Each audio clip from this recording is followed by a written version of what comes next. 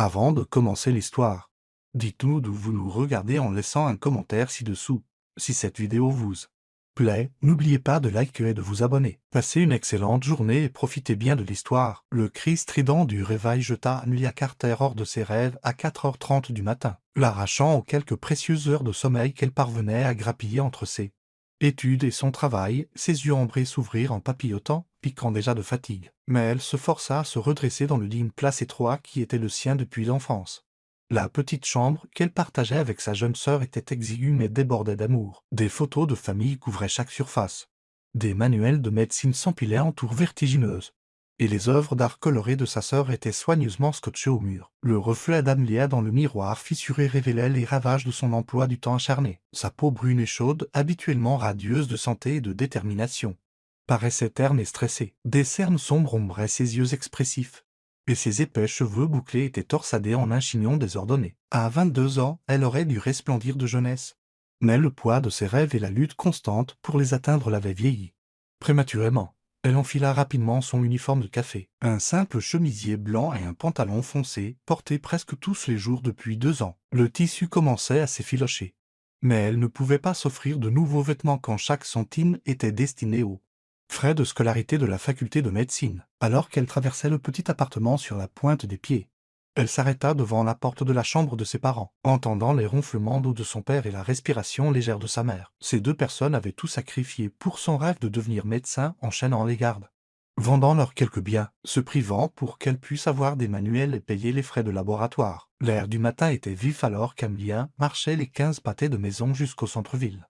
Incapable de se payer le ticket de bus, elle avait fait ce trajet d'innombrables fois, ses pieds connaissant chaque fissure du trottoir, chaque raccourci à travers les ruelles étroites. Le café se trouvait à un carrefour animé, ses fenêtres brillant déjà d'une lumière chaude alors que les premiers clients se rassemblaient. « Tu es en retard », lança Victor avant même qu'Amelia n'ait noué son tablier.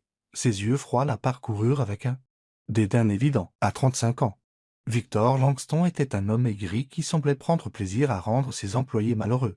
En particulier Amelia. Elle avait remarqué comment il lui parlait différemment des autres employés, sa voix suintant la condescendance et un préjugé à peine dissimulé. « Je suis en fait 3 minutes en avance », répondit doucement Amelia en vérifiant l'horloge murale. Elle avait appris à tout documenter avec cet homme, sachant qu'il cherchait la moindre excuse pour réduire son salaire.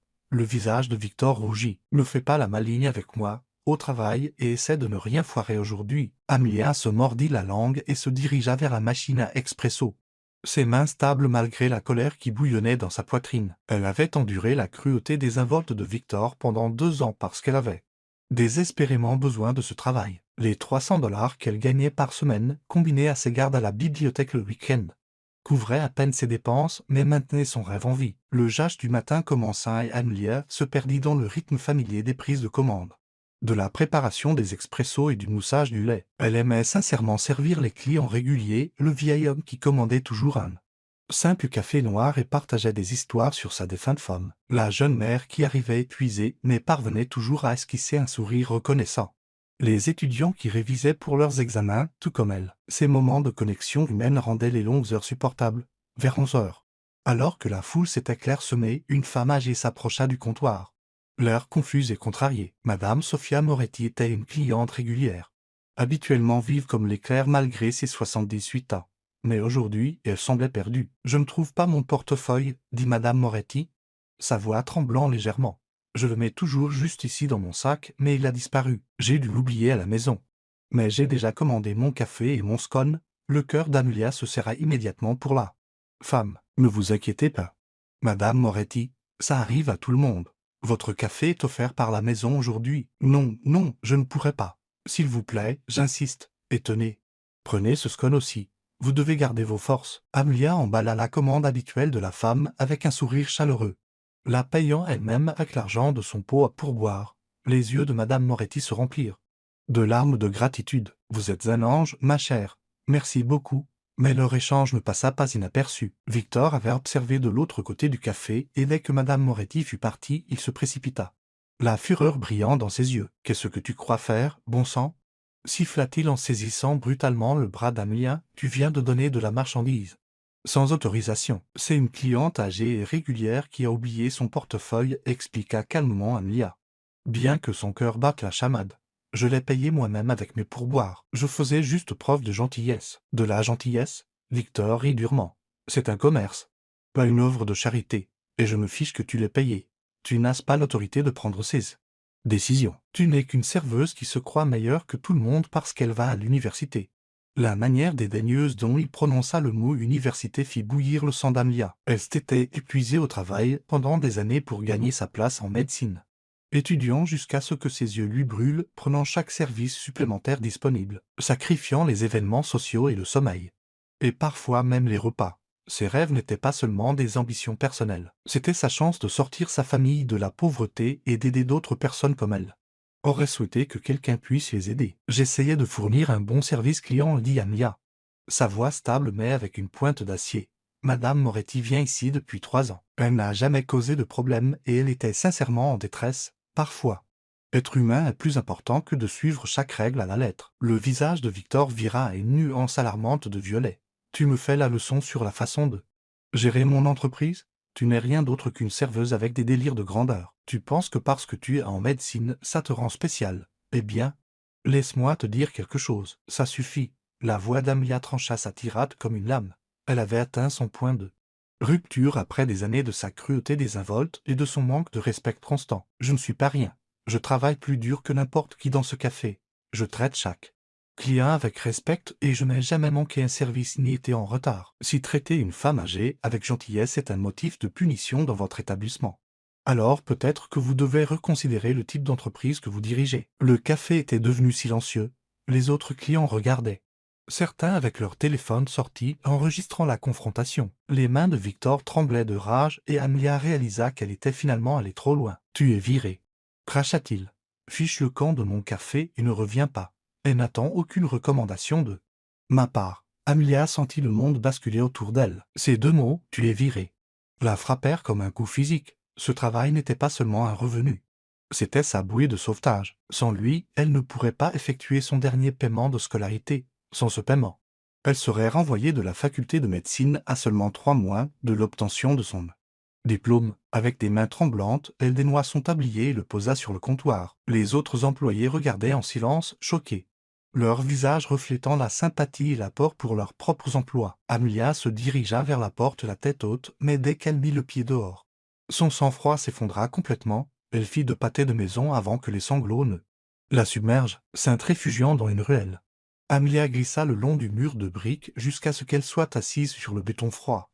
Tout son corps secoué par la force de son chagrin. Tout ce pourquoi elle avait travaillé, sacrifié, rêvé. Tout s'envolait parce qu'elle avait fait preuve de gentillesse envers une femme âgée. Les chiffres tourbillonnaient dans sa tête comme un cauchemar. Date limite des frais de scolarité. Demain à 17 heures. Montant nécessaire, 8 400 $. Argent sur son compte, 237 $. Ses parents avaient déjà emprunté sur tout ce qu'ils possédaient. Il n'y avait plus personne vers qui se tournait. Amelia sortit son téléphone avec des mains qui ne cessaient de trembler, fixant le contact de son père. Comment pouvait-elle l'appeler? Comment pouvait-elle lui dire qu'après tout ce que lui et sa mère avaient sacrifié, elle allait tout perdre à cause de sa fierté? Cet homme avait cumulé 3 emplois pour l'aider à payer ses études. Et sa mère nettoyait des bureaux jusqu'à minuit pour contribuer comme elle le pouvait. Mais quel choix avait-elle dans 29 heures? Ses rêves mouraient à moins qu'elle ne trouve un miracle. À travers ses larmes, Amelia commença à taper le message le plus difficile de sa vie. Chapitre 2. Un message qui change tout. Les doigts d'Amelia tremblaient alors qu'elle fixait l'écran de son téléphone, les larmes brouillant sa vision. Le béton de la ruelle pressait contre son dos. Mais elle le sentait à peine à travers l'engourdissement qui s'était abattu sur elle comme une lourde couverture. Dans moins de 24 heures, tout son avenir s'effondrerait à moins qu'elle ne trouve un miracle. Le poids des sacrifices de sa famille pesait sur sa poitrine, rendant la respiration difficile. Elle fit défiler ses contacts, jusqu'à ce qu'elle trouve papa et fixa le nom un long moment. William Carter avait cumulé 3 emplois pour aider à financer ses études, chauffeur pour un service de livraison le jour, approvisionneur de rayons dans une épicerie le soir, et nettoyeur d'immeubles de bureaux le week-end. Sa mère, Grace, travaillait comme aide à domicile et faisait des ménages pendant ses jours de congé. Tous 2 avaient renoncé à tout ce qu'ils pouvaient sacrifier. Et Amelia savait qu'il n'avait plus rien à donner. Mais quel choix avait-elle? Avec des mains tremblantes, elle commença à taper, son cœur se brisant à chaque mot. « Papa, je suis tellement désolée de te charger de ça, mais je ne sais pas vers qui d'autre me tourner. J'ai perdu mon travail aujourd'hui parce que j'ai tenu tête à mon manager qui traitait mal les gens. La date limite pour les frais de scolarité est demain à 17 heures. 8 400 $ et je n'ai que 230 $ sur mon compte. Je sais que maman et toi avez déjà tout donné.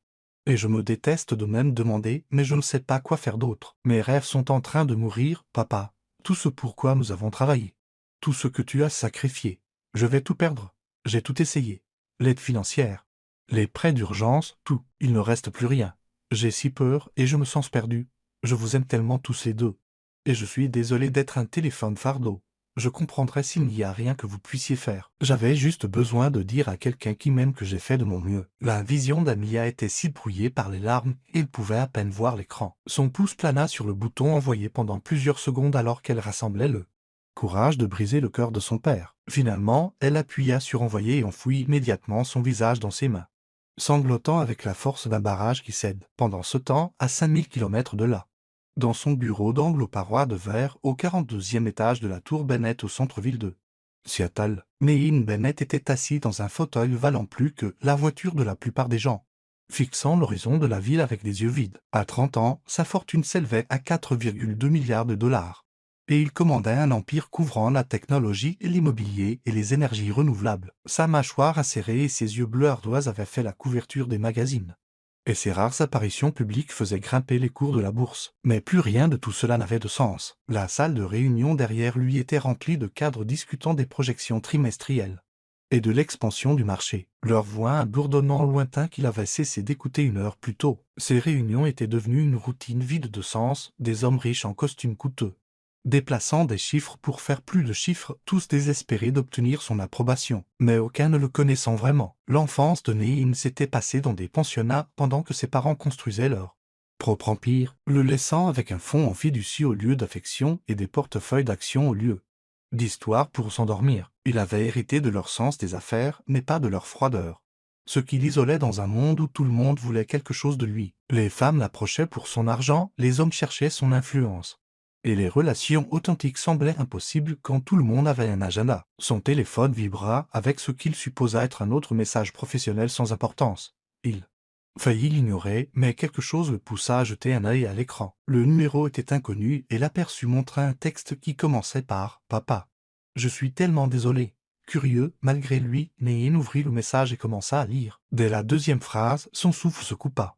À la fin, quelque chose se fendit au plus profond de sa poitrine. Voilà une honnêteté brute, désespérée, différente de tout ce qu'il avait rencontré dans son monde stérile de langage d'entreprise et de politesse calculée. Ce n'était pas quelqu'un qui demandait un investissement ou essayait de l'impressionner avec une proposition commerciale. C'était une jeune femme qui déversait son cœur à son père, partageant ses peurs et ses rêves avec une honnêteté si vulnérable qu'elle serra la gorge de Neil. Il lut le message 3 fois, chaque mot le frappant comme un coup physique. La douleur dans ses phrases était si palpable qu'il pouvait la sentir rayonner de l'écran de son téléphone. Quelqu'un, quelque part, voyait ses rêves mourir malgré un travail plus acharné que n'importe qui dans sa salle de réunion n'en avait jamais fourni. Quelqu'un qui défendait ce qui était juste, même si cela lui coûtait tout. Tout ce pourquoi nous avons travaillé, tout ce que tu as sacrifié.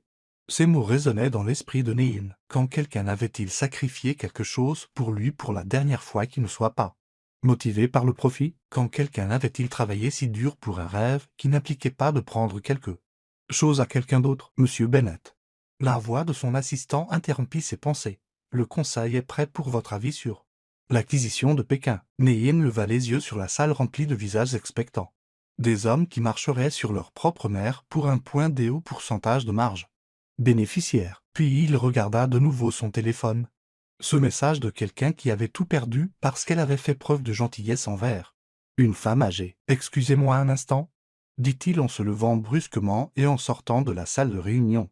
Les cadres s'échangèrent des regards confus, mais Neil s'en fichait. Pour la première fois depuis des mois, quelque chose importait plus que leur quête sans fin de zéros supplémentaires sur leur compte bancaire. Dans son bureau privé, Neil s'assit à son bureau et ouvrit son application bancaire. Ses doigts planèrent sur l'écran, alors qu'il relisait le message. 8 400 $. C'était moins que ce qu'il dépensait pour un seul dîner dans son restaurant habituel. C'était de la petite monnaie, insignifiant dans le contexte de sa richesse. Mais pour cette jeune femme, Anne-Liaï le remarqua grâce aux informations de contact, c'était tout. La douleur dans ses mots lui rappela ses propres moments les plus sombres, les nuits au pensionnat, où il avait pleuré jusqu'à s'endormir, se sentant abandonné et mal aimé. Les années à construire son empire tout en se sentant complètement vide à l'intérieur. Réussi selon tous les critères, sauf le seul qui comptait. Il se disait que la solitude était le prix du succès. Mais lire le message d'Amia lui fit réaliser à quel point elle aspirait désespérément au genre d'amour authentique qu'elle décrivait avec sa famille. J'avais juste besoin de dire à quelqu'un qui m'aime que j'ai fait de mon mieux. Quand quelqu'un avait-il aimé Neyen pour qui il était plutôt que pour ce qu'il pouvait fournir? Quand quelqu'un avait-il été fier de lui simplement pour avoir fait de son mieux, sans se permettre de trop réfléchir? Neyen initia un virement bancaire.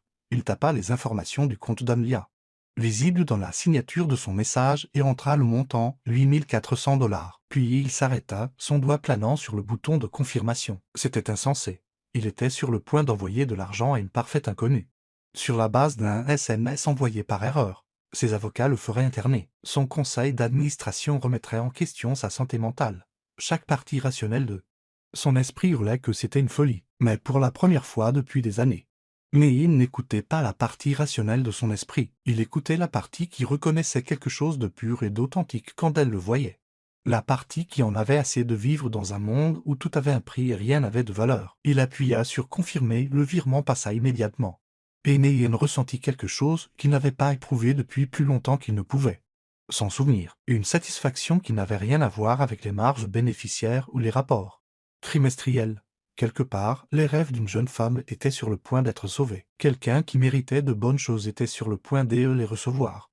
Non pas à cause de qui elle connaissait ou de ce qu'elle pouvait offrir en retour, mais simplement parce qu'elle avait besoin d'aide et qu'il pouvait la lui fournir. Neyin se pencha en arrière dans son fauteuil et regarda de nouveau l'horizon de la ville. Mais cette fois, il semblait différent. Les tours de verre et d'acier ne semblaient plus être des monuments à l'isolement, mais des possibilités de connexion, pour la première fois depuis des mois. Il était impatient de voir ce qui allait se passer.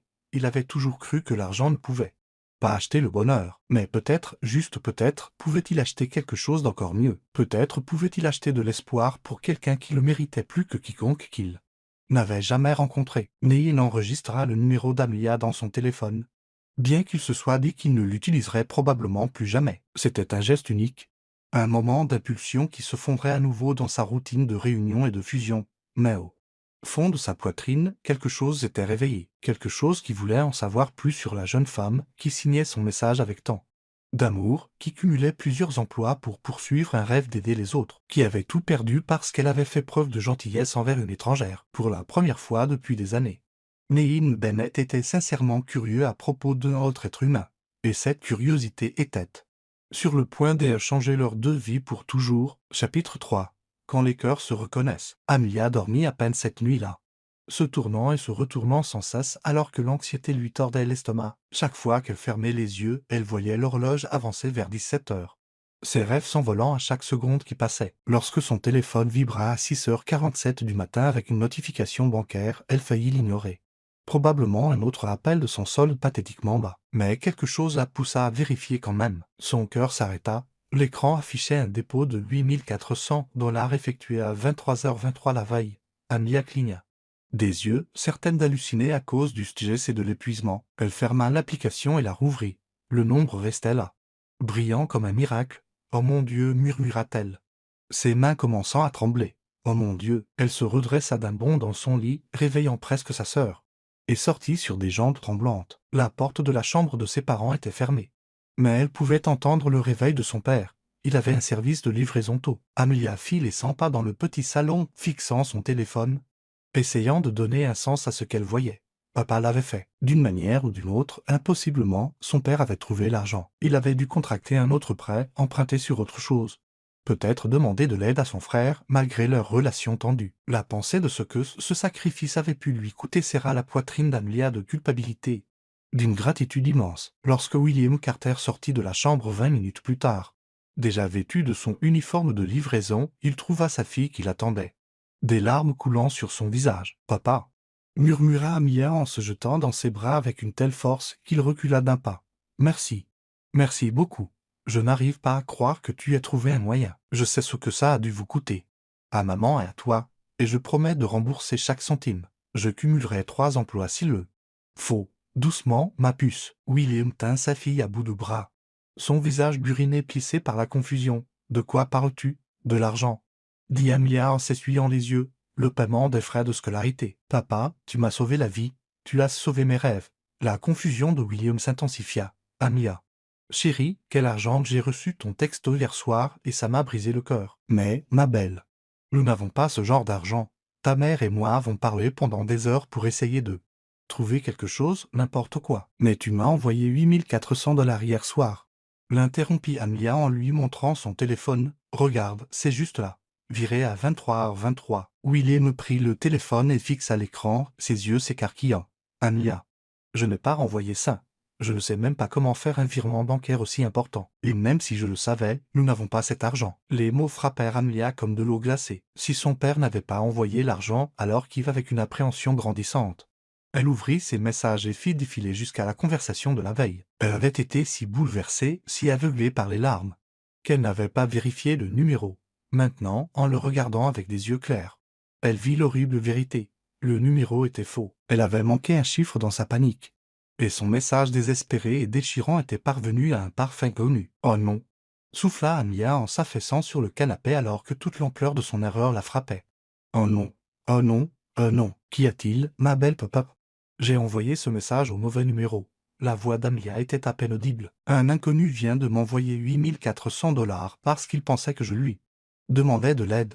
William s'assit à côté de sa fille, le visage grave. « Nous devons le rendre immédiatement. »« Je sais, dit Amelia. » Bien que les mots lui semblaient comme avaler du verre. Rendre l'argent signifiait voir ses rêves mourir à nouveau. Mais garder de l'argent qui ne lui appartenait pas était impensable. Ses parents l'avaient mieux élevé que ça. Avec les doigts tremblants, Amelia initia le virement pour retourner l'argent. Puis commença à taper ce qui semblait être le message le plus mortifiant de sa vie. « Je suis incroyablement désolé. Je ne peux même pas commencer à exprimer à quel point j'y suis embarrassé et horrifié en ce moment. Hier soir, j'essayais d'envoyer un SMS à mon père à propos de ma situation financière. Mais dans ma détresse, je l'ai envoyé par erreur à votre numéro. J'ai immédiatement retourné votre argent. Je n'ai jamais eu l'intention de vous déranger ou de demander de l'aide à un inconnu.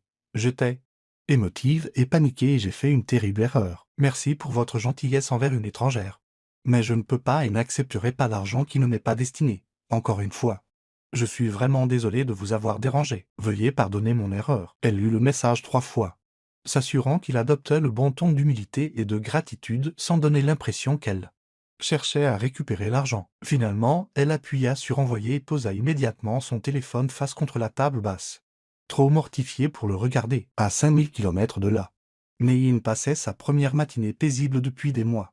Il avait mieux dormi que depuis des semaines, se réveillant avec un sentiment d'anticipation inhabituel. Le souvenir du message d'Amelia et de son geste impulsif le faisait se sentir plus vivant que n'importe quelle affaire commerciale ne l'avait jamais fait. Il examinait des rapports en buvant son café lorsque son téléphone vibra avec une notification bancaire. Amelia Carter avait retourné son virement jusqu'au dernier centime. Neyin fixa la notification, incrédule, dans son monde.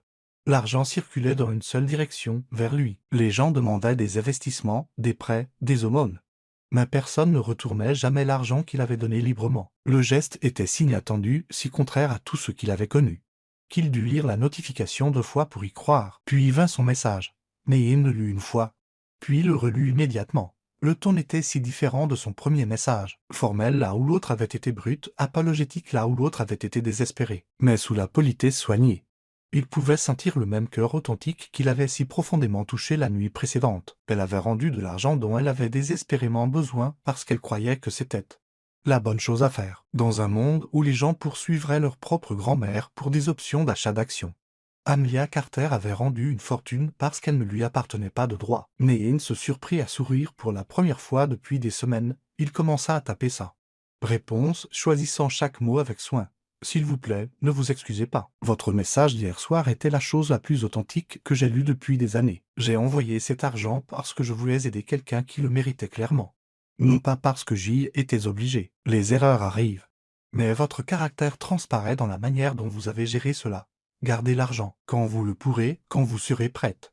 Vous pourrez le rendre au suivant en aidant quelqu'un d'autre qui en a besoin. Concentrez-vous sur vos rêves pour l'instant. » Il s'arrêta avant d'ajouter « Et puis, il fut un temps où j'étais perdu. Moi aussi, je sais ce que c'est de n'avoir personne qui croit en vous. Parfois, Nous avons tous besoin que quelqu'un croie en nous quand nous ne pouvons pas croire en nous-mêmes. Mais il appuya sur envoyer avant de pouvoir se raviser. Il en avait révélé plus à cette étrangère. Quelques phrases qu'à quiconque depuis des années. Quelque chose dans l'honnêteté d'Amelia avait déverrouillé une partie de lui qu'il pensait être scellée à jamais. Lorsque le téléphone d'Amelia vibra 20 minutes plus tard, elle aidait sa mère à préparer le petit déjeuner. Essayant d'agir normalement malgré le fait que son monde s'effondrait, elle jeta un coup d'œil réticent au téléphone, s'attendant peut-être à un accusé de réception formelle de ses excuses. Au lieu de cela, elle trouva quelque chose qui lui coupa le souffle. Maman appela doucement Amelia. Sa voix remplie d'émerveillement. « Tu dois lire ça. » Grace Carter s'essuya les mains sur un torchon et vint lire par-dessus l'épaule de sa fille. À la fin du message, les deux femmes avaient les larmes aux yeux. « Il veut que tu le gardes, » murmura Grace. « Cet étranger veut que tu gardes l'argent. » « Mais je ne peux pas, dit Amelia. Bien que son cœur s'emballe d'espoir, je ne peux pas accepter la charité de quelqu'un que je ne connais même pas. Ma chérie, dit doucement sa mère. Parfois les anges se présentent sous des formes inattendues. Cette personne ne demande rien en retour. Elle veut juste t'aider à réaliser tes rêves. Amelia relut le message, se concentrant sur la dernière partie. J'étais perdue. Moi aussi. Je sais ce que c'est de n'avoir personne qui croit en vous, qui que soit cette personne. Elle comprenait la douleur. Elle comprenait ce que c'était d'être seule et de lutter, et d'une manière ou d'une autre, par son erreur désespérée. Elle était entrée en contact avec quelqu'un qui voulait l'aider simplement parce qu'il le pouvait, pour la première fois depuis le désastre de la veille. Amelia ressentit autre chose que du désespoir, elle ressentit de l'espoir et de la curiosité. Qui était cette personne mystérieuse qui avait fait preuve d'une gentillesse aussi incroyable? Envers une étrangère? Elle commença à taper sa réponse, son cœur battant à chaque mot. Je ne sais pas quoi dire. Sauf merci. Votre gentillesse signifie plus que vous ne le saurez jamais, pas seulement l'argent. Mais vos mots, cela faisait longtemps que quelqu'un ne m'avait pas dit qu'il croyait en moi. Je promets de le rendre au suivant quand je le pourrai. Et un jour, quand je serai le Dr. Amelia Carter, je m'assurerai que votre confiance en moi n'a pas été mal placée. Elle hésita, puis ajouta, puis-je vous demander votre nom? J'aimerais savoir qui est mon ange gardien. Cette fois, Amelia ne posa pas son téléphone face contre la table, elle le tint dans ses mains, fixant l'écran, attendant une réponse de l'étranger qui était en train de changer sa vie. Et pour la première fois depuis que tout ce cauchemar avait commencé, elle se surprit à être sincèrement curieuse de ce qui allait se passer. Chapitre 4. À mon feu, je m'appelle Neil. Arriva la réponse une heure plus tard. Et vous allez être un médecin incroyable. Amelia, je le sens. Amelia fixa le message simple, mais quelque chose à son sujet fit s'accélérer son pouls d'une manière qu'elle ne pouvait expliquer. Juste son nom, écrit de ses doigts, semblait intime d'une certaine manière. Elle se surprit à se demander à quoi ressemblait sa voix. Quel genre de personne choisissait d'aider une étrangère sans rien attendre en retour? Neil, tapa-t-elle en retour, testant son nom. Merci de croire en moi. Puis-je vous demander ce que vous faites? J'ai l'impression que je devrais savoir quelque chose sur la personne qui a sauvé mes rêves. La réponse prit plus de temps cette fois, et Amelia se surprit à vérifier son téléphone toutes les quelques minutes, avide de sa réponse. D'une manière qui la surprit. Je travaille dans la technologie et les investissements. Rien d'aussi significatif que la médecine. Qu'est-ce qui vous a donné envie de devenir médecin? Amelia sourit à la déviation. Neil semblait aussi réticent à parler de lui-même qu'il était généreux avec les autres. Elle s'installa dans son lit étroit, ramenant ses genoux contre sa poitrine en tapant une réponse. Quand j'avais 12 ans, ma grand-mère a eu une attaque. Le médecin aux urgences était cette femme incroyable, le docteur Lopé. Elle était brillante et gentille. Et elle m'a tenu la main en m'expliquant ce qui se passait avec des mots que je pouvais comprendre. Elle a sauvé la vie de ma grand-mère. Mais plus que ça, elle m'a fait me sentir moins effrayée et impuissante. Je veux être cette personne pour la famille de quelqu'un d'autre. C'est magnifique. Votre grand-mère a eu de la chance de vous avoir là. Elle est décédée l'année dernière, admit Amelia, surprise de la facilité avec laquelle elle partageait quelque chose de si personnel avec cet étranger. Mais je sais qu'elle serait fière de là où je suis maintenant. Elle disait toujours que j'avais des mains qui guérissent. Je suis désolé pour votre perte et je suis certain qu'elle serait incroyablement fière. Quelle a été la partie la plus difficile de la faculté de médecine? Et c'était ainsi qu'ils se mirent à parler, vraiment parler, d'une manière qu'Amelia n'avait connue avec personne depuis des années. Neil posait des questions réfléchies et donnait des réponses qui montraient qu'il écoutait. Vraiment, leur conversation passait de ses études à son travail, de leur famille à leurs rêves. Chaque message construisant un pont entre leurs mondes si différents. C'est comment, la technologie? Demanda Amelia tard ce premier soir. Ça doit être passionnant de faire partie de l'innovation.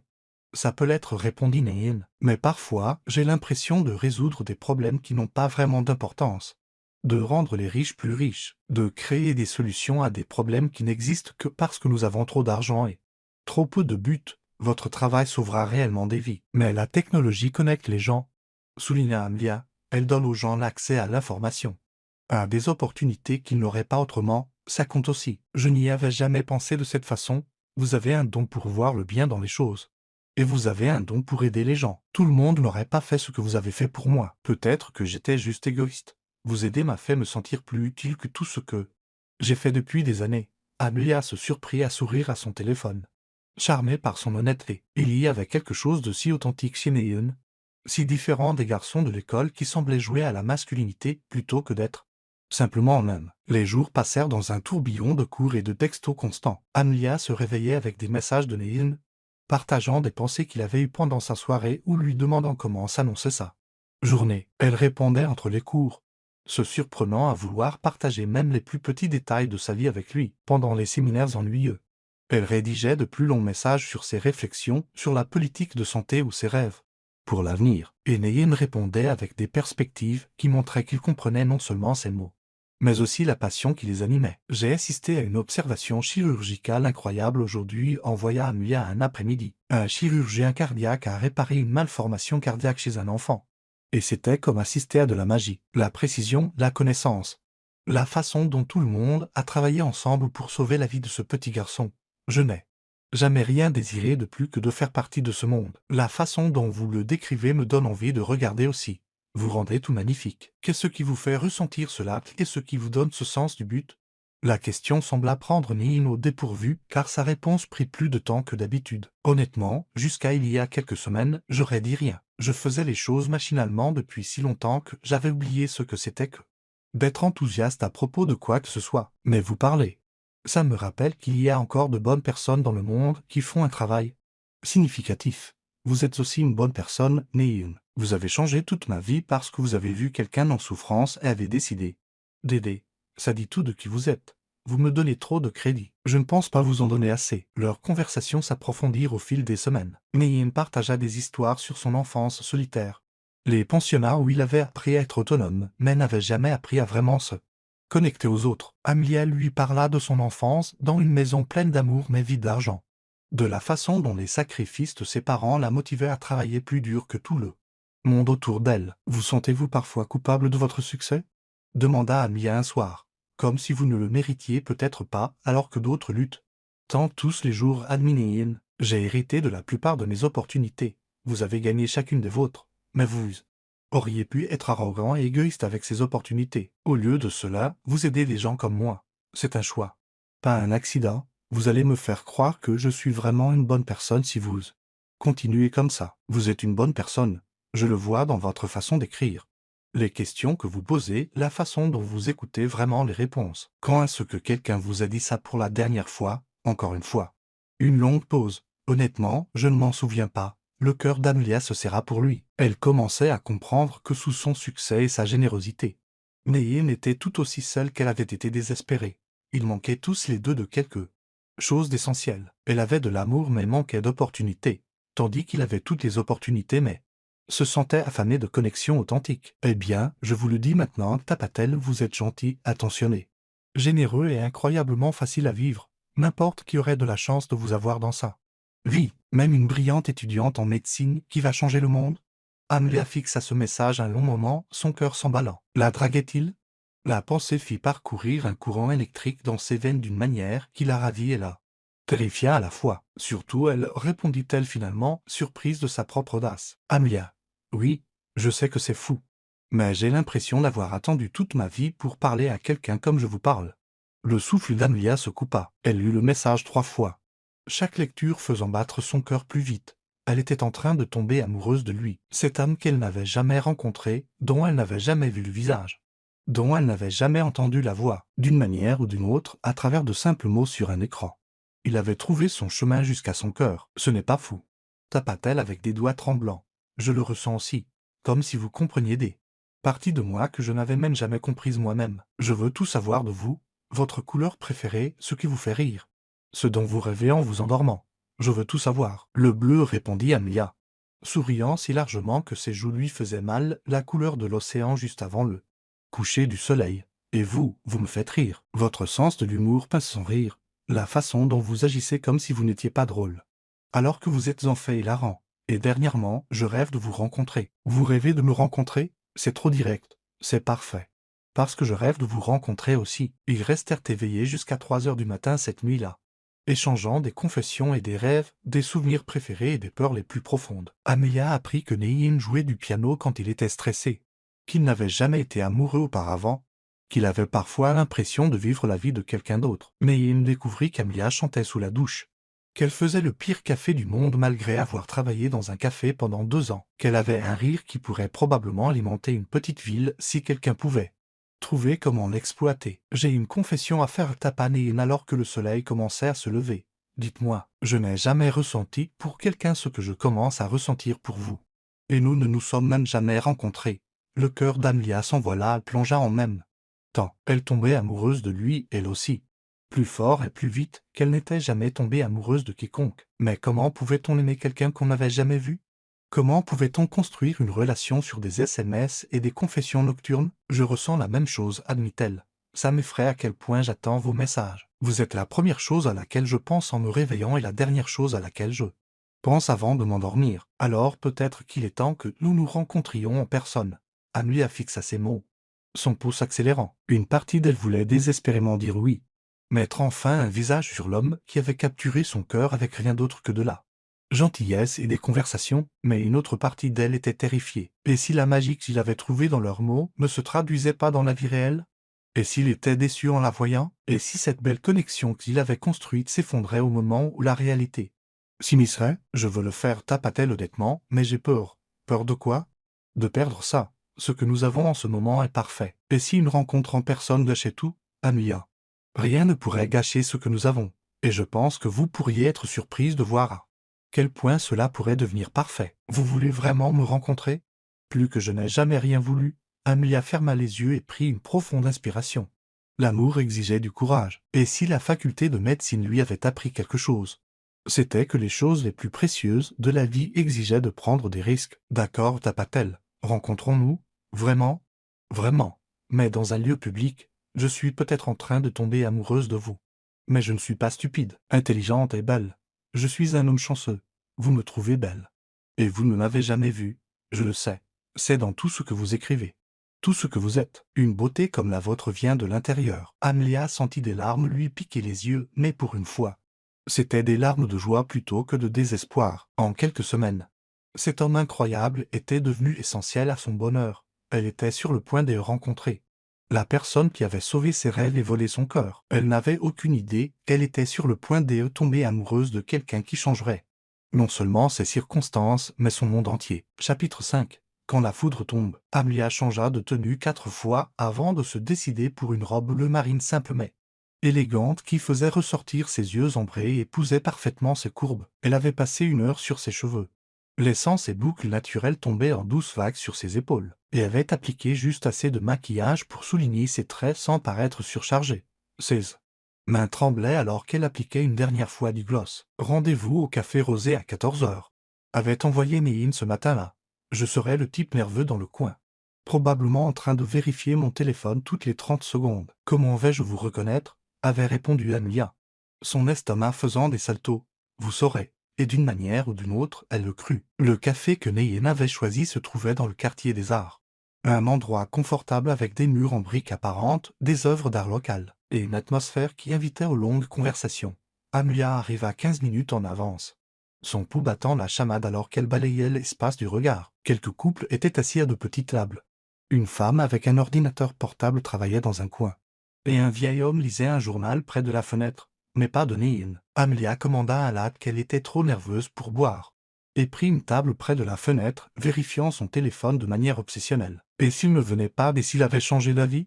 Et si tout cela n'avait été qu'une blague élaborée? À 14 heures précises, la porte du café s'ouvrit et le monde entier d'Amelia bascula. L'homme qui entra ne ressemblait en rien à ce qu'elle avait imaginé, et pourtant, d'une certaine manière, il était exactement ce qu'elle avait espéré. Il était grand, probablement 1,88 m, avec de larges épaules qui remplissaient parfaitement son poil gris anjassite. Ses cheveux sombres étaient légèrement ébouriffés, comme s'il y avait passé nerveusement les doigts. Et lorsqu'il se tourna pour balayer le café du regard, Amelia vit les yeux bleus ardoises qu'elle avait imaginés tant de fois, mais c'était plus que sa beauté physique qui lui coupa le souffle, c'était sa manière de se mouvoir avec une confiance tranquille. La façon dont son regard parcourait la pièce avec intelligence et prudence, la manière dont sa bouche se courbait en un soupçon de sourire lorsque leurs yeux se croisèrent, à travers l'espace bondé, Nehin se figea dès l'instant où il la vit. Toute pensée rationnelle quitta son esprit alors qu'il contemplait la vision assise près de la fenêtre, une peau brune et chaude qui semblait luire sous la lumière de l'après-midi, des yeux comme de l'ombre chaude qui contenaient de l'intelligence, de la gentillesse, et quelque chose qui lui serra la poitrine de désir. Son sourire était radieux, illuminant tout son visage et lui faisant oublier pourquoi il avait passé 30 ans à penser qu'il comprenait ce que signifiait la beauté. Pendant plusieurs battements de cœur, ils se regardèrent simplement à travers le café. L'espace entre eux crépitant d'électricité. Amelia avait l'impression de se noyer dans ses yeux bleus. Et Nehin se sentit comme frappé par la foudre. Finalement, Nehin se dirigea vers sa table, ses pas délibérés, mais son pouls emballant comme celui d'un adolescent. Amelia se leva à son approche et lorsqu'ils furent enfin face à face, l'intensité de leur connexion était presque écrasante. Amelia, dit Nehin, et sa voix était exactement ce qu'elle avait imaginé, profonde, chaude, avec juste une pointe de rugosité qui fit frissonner sa peau. Nehin souffla-t-elle, et la façon dont son nom sonnait sur ses lèvres fit déferler quelque chose de primal dans sa poitrine. Pendant un moment, ils restèrent simplement là, s'absorbant l'un l'autre. Amelia devint incliner la tête en arrière pour croiser ses yeux. Et Nehin se surprit à lutter contre l'envie de tendre la main et de toucher son visage pour s'assurer qu'elle était réelle. Vous, commença Nehin, puis s'arrêta, secouant la tête avec un léger rire. Vous êtes encore plus belle que je ne l'imaginais, Amelia. Sentit la chaleur monter à ses joues. Vous dites ça comme si vous m'imaginiez souvent, tous les jours. Admit Nehin sans hésitation. Absolument tous les jours. L'honnêteté dans sa voix rendit les genoux d'Amelia faibles. Ils restèrent là un autre long moment, perdus dans les yeux l'un de l'autre, jusqu'à ce qu'Amelia rit enfin. Un son comme une musique qui fit sauter plusieurs battements au cœur de Nehin. Devrions-nous nous asseoir avant de faire une scène, suggéra-t-elle, bien qu'une partie d'elle veuille rester debout, assez près pour compter les paillettes d'argent dans ses yeux. Bien sûr, oui, dit Nehin en se déplaçant pour lui tirer sa chaise. Le geste simple était si naturel, si chevaleresque, qu'Amelia sentit un autre morceau de son cœur tomber entre ses mains. Lorsqu'ils furent assis l'un en face de l'autre, Nehin tendit la main vers son café et renversa immédiatement le sucrier, en voyant des granules blancs s'éparpiller sur la table. « Adroit, marmonna-t-il, ses joues rougissant alors qu'il essayait de nettoyer le désordre. Amelia rit à nouveau, le son rendant la maladresse de Nehin digne de chaque seconde d'embarras. Vous savez, pour un magnat de la technologie milliardaire, vous êtes étonnamment humain. La main de Nehin s'immobilisa. Milliardaire, j'ai peut-être fait une recherche sur Google, admit Amelia, ses propres joues rougissant. Nehin Bennett, PDG de Bennett Enterprise. Je dois dire que votre page Wikipédia ne vous rend pas justice. Vous avez fait des recherches sur moi. La voix de Nehin contenait un mélange d'amusement et d'autre chose de la vulnérabilité. Peut-être même de la peur. N'ayez pas l'air si inquiet, dit doucement Amelia. Je n'ai trouvé aucune femme secrète ni de casier judiciaire. Juste un homme d'affaires très prospère qui, apparemment, donne plus d'argent à des œuvres de charité en un an que la plupart des gens n'envoient dans toute une vie. Nehin se détendit légèrement. J'avais peur que vous découvriez mon obsession pour les émissions de télé-réalité nulles. Oh, ça, ce n'est pas sur Wikipédia, taquina Amelia. Quel est votre plaisir coupable? Bachelor in Paradise Geolusive? Les concours de pâtisserie, admit Nehin avec un sourire penaud. Je ne sais pas cuisiner quelque chose de plus compliqué que des céréales, mais je peux tout vous dire sur la technique appropriée pour tempérer le chocolat. Amelia éclata de rire, et Nehin eut l'impression d'avoir gagné au loto rien qu'en entendant ce son. C'est adorable. Je n'aurais jamais deviné. Et vous, des addictions cachées que je devrais connaître? Les dramas coréens. À voix Amelia. J'ai pleuré pour des personnages de fiction plus de fois que je ne peux compter. Ma sœur pense que je suis folle. Vous avez une sœur? Zou. Elle a 17 ans et est environ 1000 fois plus cool que je ne le serai jamais. Elle veut être réalisatrice. Le visage d'Amelia s'illumina lorsqu'elle parla de sa famille. Et Nehin se surprit à tomber encore plus profondément dans ses yeux chauds. « Parlez-moi d'elle, dit Nehin en se calant dans son fauteuil. Parlez-moi de tous. » Et Amelia le fit. Elle lui parla des rêves et de l'attitude de Zou, des 3 emplois et de l'optimisme inébranlable de son père, de la force et de la capacité d'amour infini de sa mère. Nehin écouta chaque mot, posant des questions qui montraient qu'il se souciait sincèrement des personnes qui comptaient pour Amelia. En retour, Nehin partagea des histoires qu'il n'avait jamais racontées à personne, sur la solitude de son enfance, le poids des attentes, la façon dont le succès l'avait isolé des relations authentiques. Amelia écouta sans jugement. Ses yeux pleins de compréhension et de quelque chose qui ressemblait à de l'affection. « Vous savez ce qui est drôle ?»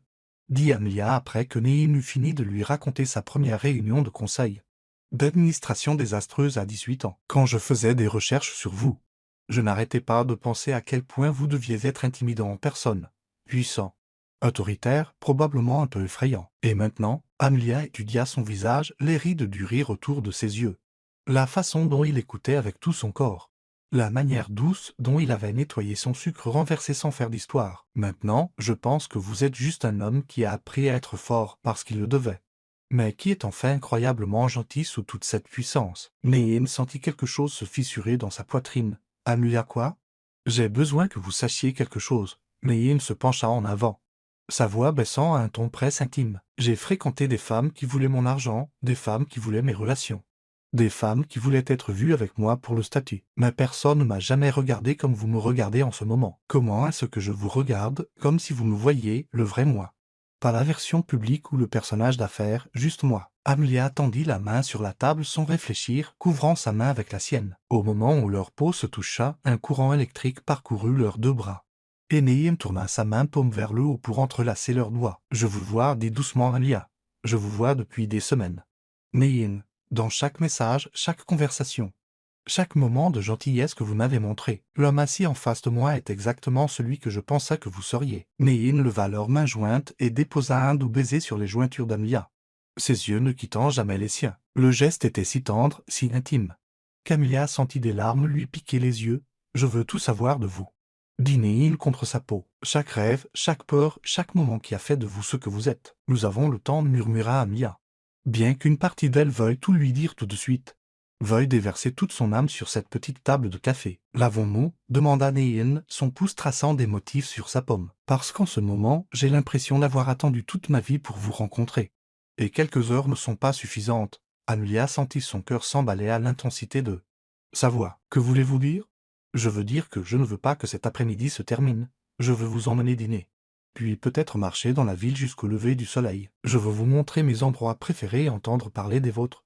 Je veux savoir si vous êtes aussi incroyable en personne que vous l'êtes par SMS. » Et si je le suis, le sourire de Nehin était doux, mais contenait des promesses qui firent palpiter le pouls d'Amelia. « Alors je vais tomber complètement et irrévocablement amoureux de vous. » Amelia souffla, mais elle ne savait pas comment en finir cette phrase, parce qu'en regardant dans ses yeux, en sentant la chaleur de sa main dans la sienne, elle réalisa qu'elle était déjà à mi-chemin elle-même. « Trop » demanda Nehin, lisant l'expression submergée sur son visage. « Non » dit rapidement Amelia. « Pas trop, juste inattendu. Je suis venu ici en pensant que je rencontrais un ami, quelqu'un qui m'avait aidé dans une situation difficile. Et maintenant ?» Amelia regarda leurs mains jointes, la façon dont il la regardait avec une telle intensité, la façon dont tout son corps vibrait de conscience de lui. « Maintenant, je pense que je pourrais être dans de sérieux ennuis, le meilleur genre d'ennui. » Amelia croisa son regard et sourit, sa décision prise. « Le meilleur genre qui soit. Oui, pour le dîner.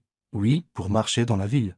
Oui, pour tout. » Le sourire de Nehin en réponse était assez brillant pour alimenter tout le café. « Alors commençons notre éternité. » Chapitre 6. Tomber dans l'éternité. Leur premier rendez-vous dura 14 heures. Nehin emmena Amelia dîner dans un petit restaurant italien niché dans un quartier calme, le genre d'endroit avec des nappes à carreaux et des bouteilles de vin couvertes de cire de bougie. Ils parlèrent pendant 3 plats et 2 bouteilles de vin, leur conversation s'écoulant aussi naturellement que s'ils se connaissaient depuis des années. Amelia lui raconta son premier jour à la faculté de médecine, comment elle avait été si nerveuse qu'elle avait vomi sur le parking. Nehin partagea sa terreur lors de sa première présentation professionnelle, où il avait été si intimidé par le conseil d'administration qu'il avait accidentellement appelé le président papa. Après le dîner, ils se promenèrent dans les rues de la ville main dans la main, s'arrêtant pour écouter des musiciens de rue et faire du lèche-vitrine devant des boutiques fermées. Quand Amelia frissonna dans l'air frais du soir, Nehin retira immédiatement sa veste et l'enveloppa autour de ses épaules. Le geste était simple, mais l'attention délicate à son confort fit palpiter le pouls d'Amelia. « Tu n'as pas à prendre soin de moi, »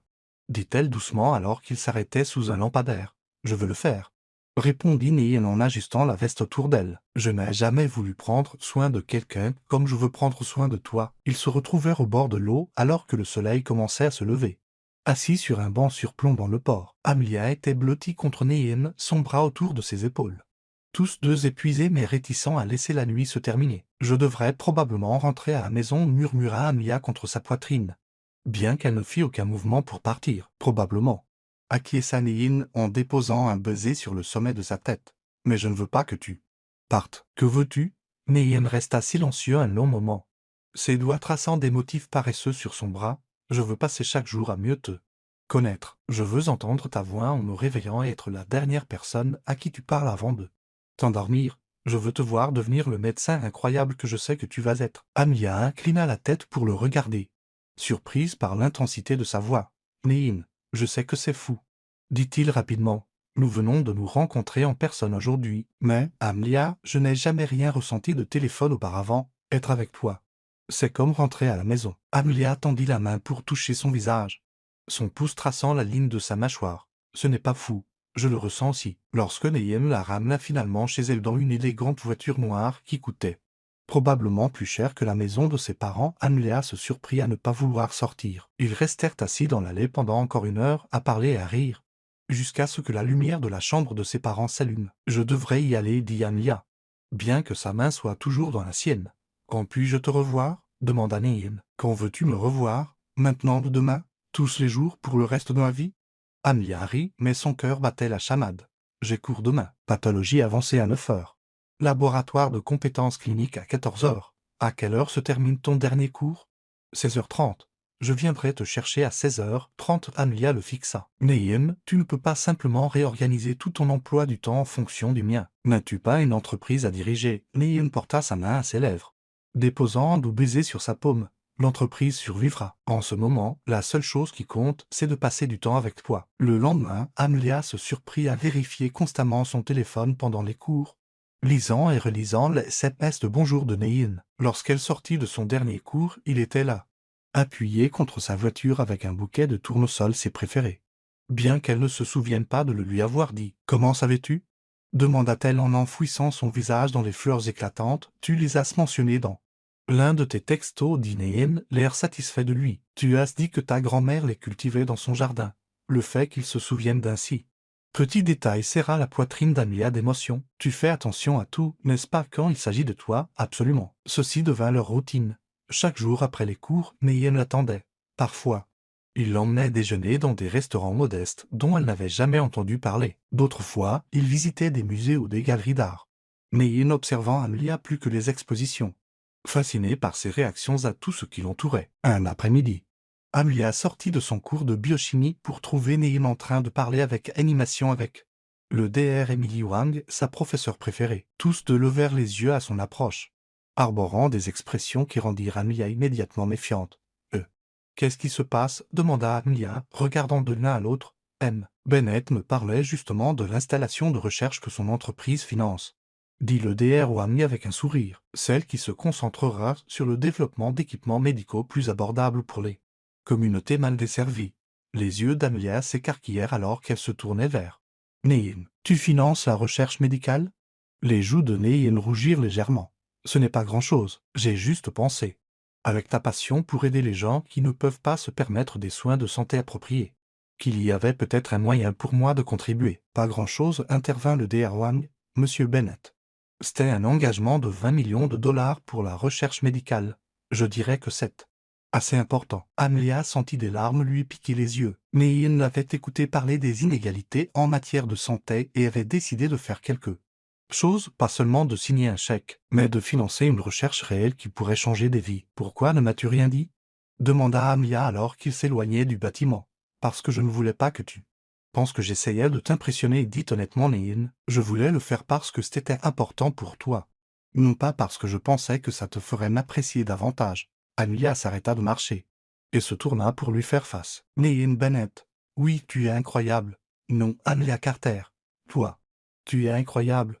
Tu vas me faire tomber complètement amoureuse de toi si tu continues à me regarder comme ça. Comme quoi? Comme si j'étais la meilleure chose qui te soit jamais arrivée. Amelia se rapprocha, ses mains venant se poser sur sa poitrine.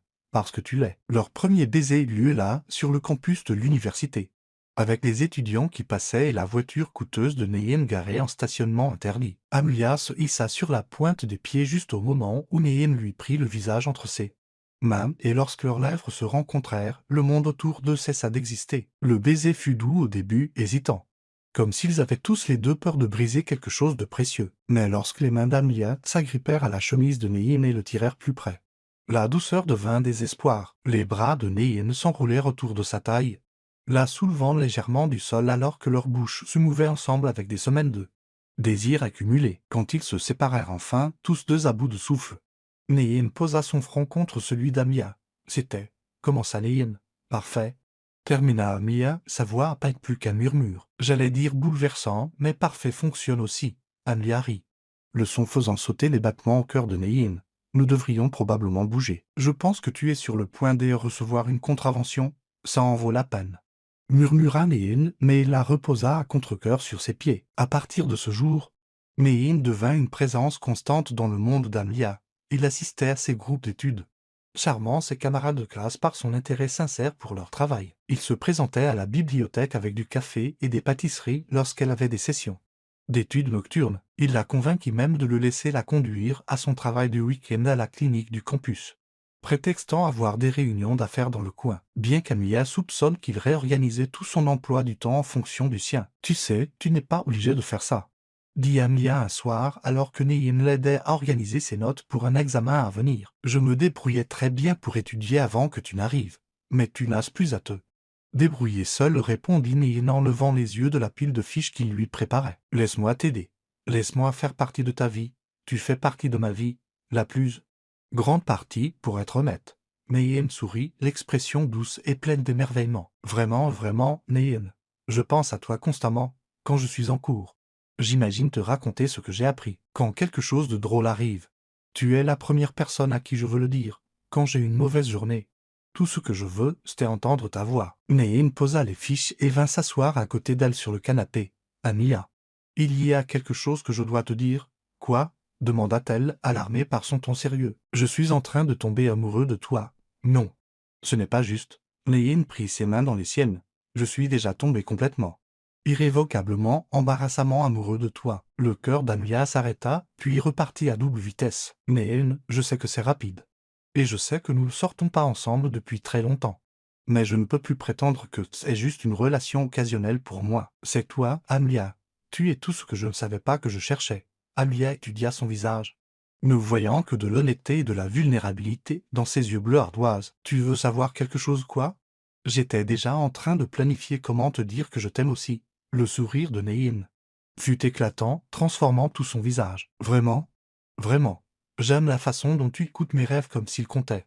J'aime comment tu te souviens de chaque petite chose que je te dis. J'aime comment tu me fais sentir comme la personne la plus importante du monde. » Amia se rapprocha, sa voix baissant à un murmure. « Je t'aime, Nehin Bennett, tout de toi. » Cette fois, lorsqu'ils s'embrassèrent, ce fut avec l'intensité désespérée de deux personnes qui avaient trouvé quelque chose de précieux et n'avaient aucune intention de le laisser partir. Les mains de Nehin s'en mêlèrent dans les cheveux d'Amia alors qu'elles fondaient contre lui, tous deux déversant des mois de désir et d'amour nouvellement trouvés dans la connexion entre eux. Quand ils se séparèrent enfin, tous deux essoufflés et légèrement étourdis, Amia posa sa tête sur l'épaule de Nehin. « Alors, que se passe-t-il maintenant ?»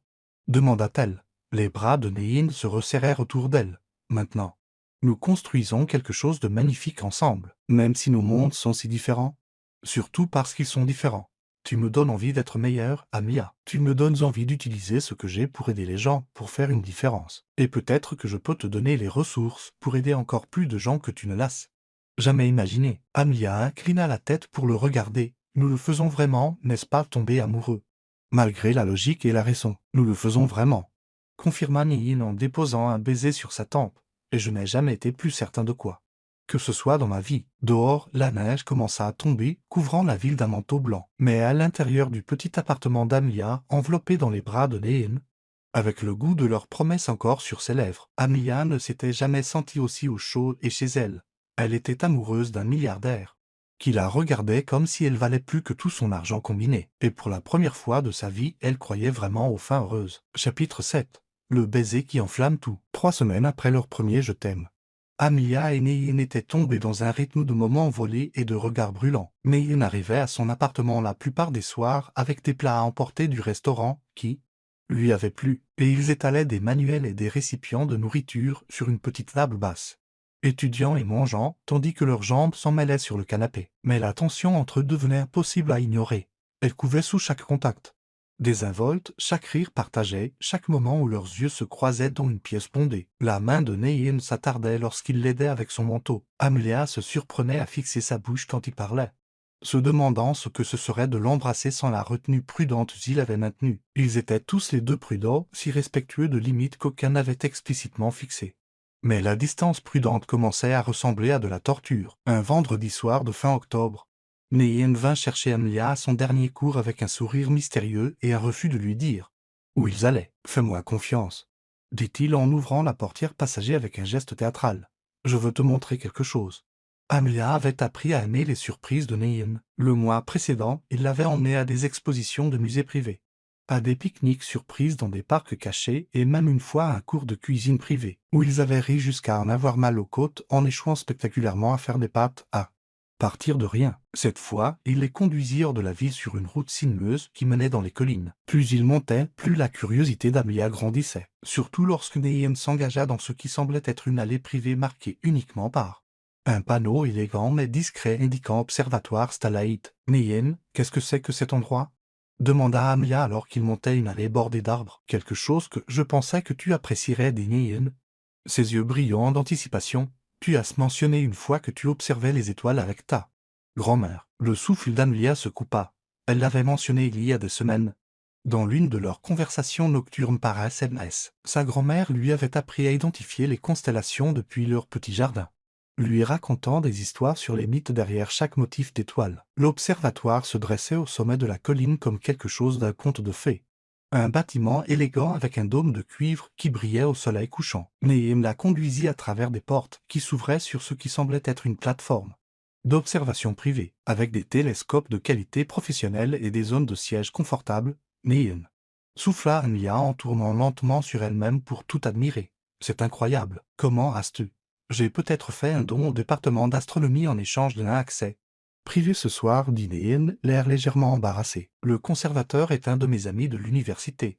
Je voulais te donner quelque chose qui soit lié à tes souvenirs avec ta grand-mère. » Amelia sentit des larmes lui piquer les yeux. Dans un monde où Nehin aurait pu lui offrir des bijoux coûteux ou des voyages somptueux, il avait choisi de lui donner quelque chose qui honorait ses souvenirs les plus précieux. C'était si attentionné, si parfaitement Nehin, qu'elle sentit son cœur se dilater jusqu'à ce qu'elle pense qu'il pourrait éclater. « Tu es incroyable, » murmura-t-elle en cherchant sa main. Les doigts de Nehin s'entrelacèrent avec les siens, et Amelia sentit cette étincelle familière d'électricité qui se produisait chaque fois qu'ils se touchaient. « Attends de voir les étoiles d'ici. Les lumières de la ville ne peuvent pas nous atteindre ici, comme par magie. » Le soleil plongea sous l'horizon, peignant le ciel de nuances de violet et d'or. Nehin conduisit Amelia à une causeuse confortable parfaitement positionnée pour observer le ciel. Et alors que l'obscurité s'approfondissait, les étoiles commencèrent à apparaître comme des diamants éparpillés sur du velours noir. Alta Amelia alors que toute la majesté du ciel nocturne se révélait, loin de la lueur de la ville. Les étoiles étaient brillantes et nombreuses, s'étendant à l'infini au-dessus d'eux. « Nehin, c'est parfait. » Ils s'assirent tout près, la tête d'Amelia sur l'épaule de Nehin alors qu'il lui montrait les constellations, et elle partageait les histoires que sa grand-mère lui avait racontées. Le conservateur de l'observatoire leur avait laissé une bouteille de vin et une musique, des USE, jouant depuis des haut-parleurs cachés, créant une atmosphère si romantique qu'Amelia avait l'impression de vivre dans un rêve. Là, dit Amelia en désignant un amas d'étoiles, « c'est Andromède. Ma grand-mère disait qu'elle était la plus belle princesse de tous les cieux, mais qu'elle était aussi assez courageuse pour affronter des monstres, comme quelqu'un d'autre que je connais. » Murmura Nehin contre ses cheveux. Amelia se tourna pour le regarder, frappée par l'intensité de sa voix. « Tu es comme elle, Nehin, dit-il, sa main se levant pour lui caresser le visage. « Belle au-delà de toute croyance, mais assez courageuse pour affronter n'importe quoi. La faculté de médecine, les difficultés financières. Moi, tu n'es pas un monstre à affronter, » protesta Amelia, bien que son souffle se coupe à la manière tendre dont il la regardait. « Parfois, j'ai l'impression d'en être un quelqu'un d'un autre monde qui n'a pas le droit de tomber amoureux de quelqu'un d'aussi pur et bon que toi, Nehin Bennett, » dit fermement Amelia en se tournant pour lui faire face. « Tu n'es pas un monstre, tu es gentil, généreux et attentionné.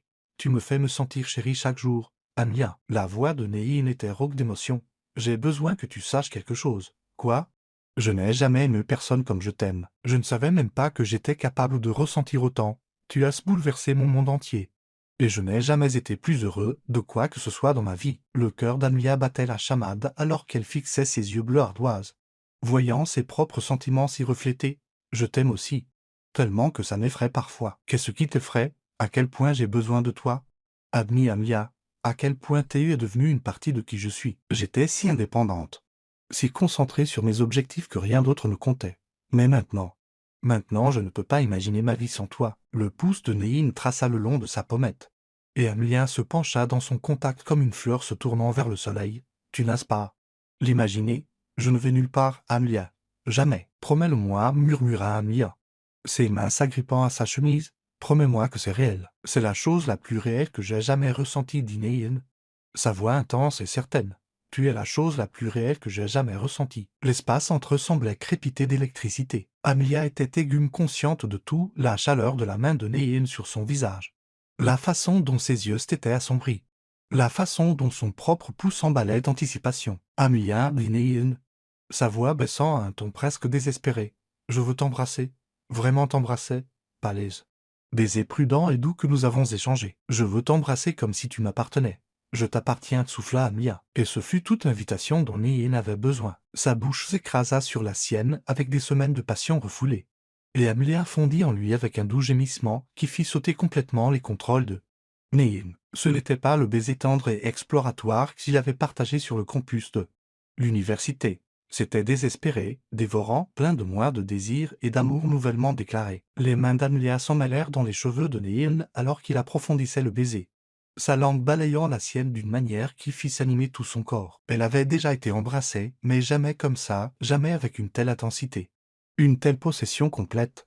Une telle passion écrasante qu'elle oublia où elle finissait et où il commençait. Les mains de Néine parcoururent son dos, la tirant plus près jusqu'à ce qu'elle soit pratiquement sur ses genoux, tous deux respirant fort contre la bouche de l'autre, lorsque les dents d'Amelia attrapèrent sa lèvre inférieure. Néine grogna profondément dans sa gorge, le son envoyant du feu dans ses veines. Mon Dieu! Amelia halta Néine contre sa bouche. As-tu la moindre idée de ce que tu me fais? Dis-le-moi, murmura Amelia, sa propre voix rauque de désir. Tu me rends fou. Avoua Néine en déposant des baisers brûlants le long de sa mâchoire. Je pense à toi constamment. Je pense à te toucher, à te tenir, à te faire mienne de toutes les manières possibles. Le souffle d'Amelia se coupa à l'honnêteté brute de sa voix. J'aime ton rire, continua Néine, sa bouche trouvant le point sensible sous son oreille. J'aime ton esprit brillant. J'aime ton cœur compatissant. J'aime la façon dont tu me regardes comme si j'étais quelque chose de précieux. Tu es précieux. Palta Amelia alors que les lèvres de Néine descendaient le long de son cou. Tu es tout pour moi. Néine recula pour la regarder, ses mains encadrant son visage avec un soin respectueux. Je veux adorer chaque centimètre de toi. Je veux passer des heures à te montrer à quel point tu comptes pour moi. Alors fais-le, dit Amelia, sa voix à peine plus qu'un murmure. Montre-le-moi. Les yeux de Néine s'assombrirent davantage et pendant un moment, Amelia pensa qu'il allait accepter son invitation sur le champ sous les étoiles. Mais il ferma les yeux et prit une inspiration tremblante, pressant son front contre le sien. Va ici, dit Néine, sa voix rauque de retenue. Pas pour notre première fois. Tu mérites mieux qu'un observatoire semi-public, peu importe à quel point le cadre est romantique. Amelia sentit une vague d'amour pour cet homme qui voulait tout lui donner, y compris le moment parfait. Alors, ramène-moi à la maison, dit-elle simplement. Chez toi ou chez moi? Je m'en fiche. Je veux juste être avec toi. Les yeux de Néine s'ouvrirent en grand, cherchant son visage. Tu es sûr? Je n'ai jamais été plus sûr de quoi que ce soit dans ma vie, dit Amelia, sa voix stable malgré les papillons dans son estomac. Je t'aime, Néine. Je veux être avec toi de toutes les manières. Néine se leva brusquement, tirant Amelia à ses pieds et dans ses bras pour un autre baiser torride qui les laissa tous les deux à bout de souffle. Chez moi, dit Néine quand ils se séparèrent. C'est plus près. Et je veux prendre mon temps avec toi sans m'inquiéter que tes voisins entendent. Les joues d'Amelia rougirent à l'implication, mais elle hocha la tête. Oui, le trajet jusqu'au penthouse de Néine fut un flou de regards volés et de mains qui ne pouvaient pas tout à fait rester à leur place. Néine garda une main sur le volant et l'autre entrelacée avec celle d'Amelia, portant occasionnellement ses doigts à ses lèvres pour de doux baisers qui la firent se tortiller sur son siège, lorsqu'ils arrivèrent enfin à son immeuble. Le trajet en ascenseur jusqu'au dernier étage sembla éternel. Ils se tenaient près l'un de l'autre sans tout à fait se toucher, mais vibrant tous les deux d'anticipation. Amelia pouvait voir le reflet de Néine dans les portes polies de l'ascenseur. sa mâchoire crispée de retenue, ses yeux sombres de promesses. Amelia, dit Néine alors que les portes de l'ascenseur s'ouvraient sur son foyer privé. Oui. Une fois que nous aurons franchi cette porte, tout changera. Amelia se tourna pour lui faire face, ses yeux brillants d'amour et de certitude. Néine. Tout a déjà changé au moment où je t'ai envoyé ce texto par erreur. Tout a changé quand tu as décidé d'aider une étrangère. Tout a changé quand nous sommes tombés. Amoureux, Néine lui prit le visage entre ses mains, ses pouces traçant ce pommette. Je t'aime tellement que ça me terrifie. Tant mieux. Dit Amelia avec un sourire qui fit sauter un battement au cœur de Néine. Parce que je t'aime tout autant, Néine déverrouilla sa porte d'entrée et souleva Amelia dans ses bras, la portant à travers le seuil comme une mariée, alors que la porte se refermait derrière eux, les scellant dans leur propre monde privé. Amelia sut que ce n'était que le début de l'éternité, sous les étoiles. Ils s'étaient promis leur cœur. Ce soir, ils se promettraient tout le reste. Chapitre 8. L'amour conquiert tout. Le matin, après leur première nuit d'amour, Amelia se réveilla dans les bras de Néine, se sentant transformée. Chaque terminaison nerveuse vibrait d'un plaisir mémorisé et lorsque Néine bougea à côté d'elle, déposant des baisers endormis sur son épaule, elle pensa qu'elle pourrait mourir de pur bonheur. « Bonjour, ma belle » murmura Néine contre sa peau. Sa voix rauque de sommeil et de contentement. Millimètre. Fredonna Amelia en se tournant dans ses bras pour lui faire face. « Est-ce que ça va toujours être comme ça ?»« Comme quoi ?» demanda Néine. Bien que son sourire suggère qu'il savait déjà. « Comme si je flottais, comme si je ne voulais jamais quitter ce lit. Comme si tu m'avais ruiné pour quiconque pour le reste de ma vie. » Le sourire de Néine devint possessif. « C'est le plan. J'ai l'intention de te ruiner si complètement que tu ne penseras même plus à quelqu'un d'autre. » Mission accomplie, rit Amelia, puis devint sérieuse en traçant la ligne de sa mâchoire. Néine. La nuit dernière était parfaite, termina Néine, attrapant sa main et la pressant à plat contre sa poitrine, sur son cœur. Tu es parfaite. Ils passèrent la matinée au lit, faisant l'amour à nouveau avec l'intensité paresseuse de deux personnes qui avaient enfin tout le temps du monde. Néine adora chaque centimètre de la peau brune et chaude d'Amelia, lui répétant encore et encore à quel point elle était belle, à quel point elle l'aimait, comment elle était tout ce qu'il n'avait jamais su avoir besoin. Mais leur bulle parfaite fut brisée 3 jours plus tard lorsque le téléphone d'Amelia sonna. Pendant l'une des réunions du conseil d'administration de Néine. Amelia Carter, la voix était nette, professionnelle et complètement inconnue. Oui. C'était Amelia. Ici Lorena du Seattle Tribune. J'espérais obtenir un commentaire de votre part sur votre relation avec Néine Bennett. Le sang d'Amelia se glaça. Je suis désolé, quoi? Nous publions un article sur la nouvelle petite amie de Monsieur Bennett. Nos sources indiquent qu'ils paient vos frais de scolarité et vos dépenses. Pouvez-vous confirmer si vous êtes dans une relation amoureuse avec lui en échange d'un soutien financier? Les mots frappèrent Amelia comme des coups physiques. Ce n'était absolument pas ça. Vous niez donc que Monsieur Bennett vous a donné de l'argent? Amelia ferma les yeux, son cœur s'emballant. Je n'ai aucun commentaire, mademoiselle Carter. Nous allons publier cet article avec ou sans votre avis.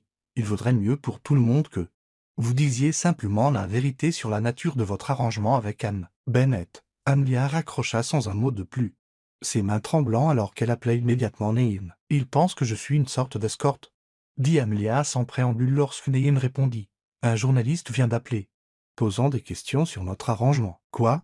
La voix de Néine était tranchante de colère. Qu'ont-ils dit exactement? Amelia répéta la conversation, sa voix diminuant à chaque mot. À la fin, elle luttait pour retenir ses larmes. Amelia, écoute-moi, dit Néine, sa voix féroce et protectrice. C'est du journalisme de bas étage qui cherche un scandale là-haut. Il n'y en a pas. Nous connaissons la vérité sur notre relation. Mais Néine, et si les gens le croient? Et si cela ruine ta réputation? Et si ça affecte ma carrière médicale avant même qu'elle ne commence? Alors nous y ferons face ensemble. Amelia. Je t'aime. Ce n'est pas un scandale. C'est la meilleure chose qui me soit jamais arrivée. Mais les coups continuèrent de pleuvoir. Le soir, les réseaux sociaux d'Amelia furent inondés de messages d'inconnus la traitant de croqueuse de diamants, de profiteuse et de pires choses qu'elle ne pouvait même pas supporter de lire. Un blogueur de potin avait réussi à obtenir des photos d'eux ensemble, légendées de spéculations sur les motivations d'Amelia. Lorsque Néine arriva à son appartement ce soir-là, il trouva Amelia assise sur son canapé, son ordinateur portable fermé, fixant le vide. « C'est grave à quel point ?» demanda doucement Néine en s'asseyant à côté d'elle. « Grave » murmura Amelia. « Ils disent que je t'ai séduit pour de l'argent, que je t'utilise, que tout entre nous est faux. » La mâchoire de Néine se crispa de fureur. « Rien de tout cela n'est vrai. Je sais que ce n'est pas vrai. Tu sais que ce n'est pas vrai. Mais Néine, et si tes partenaires commerciaux le croient? Et s'ils pensent que tu es manipulé par une femme intrigante, Et si ça nuit à ton entreprise? Je me fiche de mon entreprise si cela signifie te perdre. Mais moi, ça m'importe. Dit Amelia en le regardant enfin, des larmes coulant sur son visage. Ça m'importe parce que ton travail compte, parce que tu emploies des milliers de personnes. Parce que tu utilises ton succès pour aider les autres. Je ne serai pas la raison pour laquelle tout ça est détruit. Neyen se rapprocha, tirant Amelia dans ses bras malgré sa faible résistance. Que veux-tu dire? Je veux dire que nous devrions peut-être faire une pause jusqu'à ce que ça se calme, jusqu'à ce que les gens nous oublient. Absolument pas. La voix de Neyin était ferme. Presse en colère, Amelia. Je ne vais pas abandonner la meilleure chose de ma vie à cause de commérages et de mensonges. Ce ne sont pas que des commérages, Neyin, c'est ma réputation aussi. Et si les facultés de médecine commencent à remettre en question mon intégrité? Et si de futurs employeurs pensent que j'ai couché pour réussir mes études? Alors ils ne te méritent pas, différencement Neyin, Amelia. Quiconque te connaît vraiment ne croirait jamais de telles sornettes. Tes professeurs, tes camarades de classe, ta famille, ils savent qui tu es. Mais les gens qui ne me connaissent pas? Et si, Neyen la fit taire d'un baiser, déversant tout son désespoir et son amour dans la connexion entre eux. Quand ils se séparèrent, tous deux à bout de souffle, son front reposait contre le sien. Je ne te perdrai pas, dit Neyen, sa voix remplie d'émotion. Je me fiche de devoir engager la meilleure agence de relations publiques du pays. D'acheter le journal qui a commencé ça. Ou de corriger personnellement chaque personne qui croit à ses mensonges. Je ne te perdrai pas, Amelia. Neyen? Non. Écoute-moi. Neyen lui prit le visage entre ses mains, la forçant à croiser son regard. Il y a 3 mois, je traversais ma vie en somnambule. J'avais tout ce que l'argent pouvait acheter et rien qui comptait vraiment. Puis une femme belle et brillante m'a envoyé un texto par erreur et soudain, je me suis souvenu de ce que c'était que d'être en vie. Les larmes d'Amelia coulèrent plus fort à l'honnêteté brute de sa voix. C'est toi qui m'as sauvé, Amelia, pas l'inverse. Oui, j'ai aidé avec tes frais de scolarité. Mais tu m'as donné quelque chose d'infiniment plus précieux. Tu m'as donné l'amour, un but. Une raison de me lever le matin. Tu m'as donné envie d'être digne de la femme incroyable qui est tombée amoureuse de moi. Je t'aime, murmura Amelia, tellement que ça m'effraie. Alors bats-toi pour nous. Plaida Neyin, ne les laisse pas gagner. Ne laisse pas des gens jaloux et mesquins détruire ce que nous avons. Amelia fixa ses yeux bleus ardoises, ne voyant que de l'amour et une détermination féroce. Cet homme était prêt à tout risquer pour elle, sa réputation, ses relations d'affaires. Son image publique soigneusement construite, tout ça parce qu'il l'aimait. Que veux-tu faire? Demanda finalement Amelia. Le sourire de Neyin était vif et dangereux. Je veux montrer au monde qui est exactement Amelia Carter et pourquoi je suis si complètement amoureux d'elle. Je veux rendre impossible pour quiconque de remettre en question ton intégrité ou notre relation.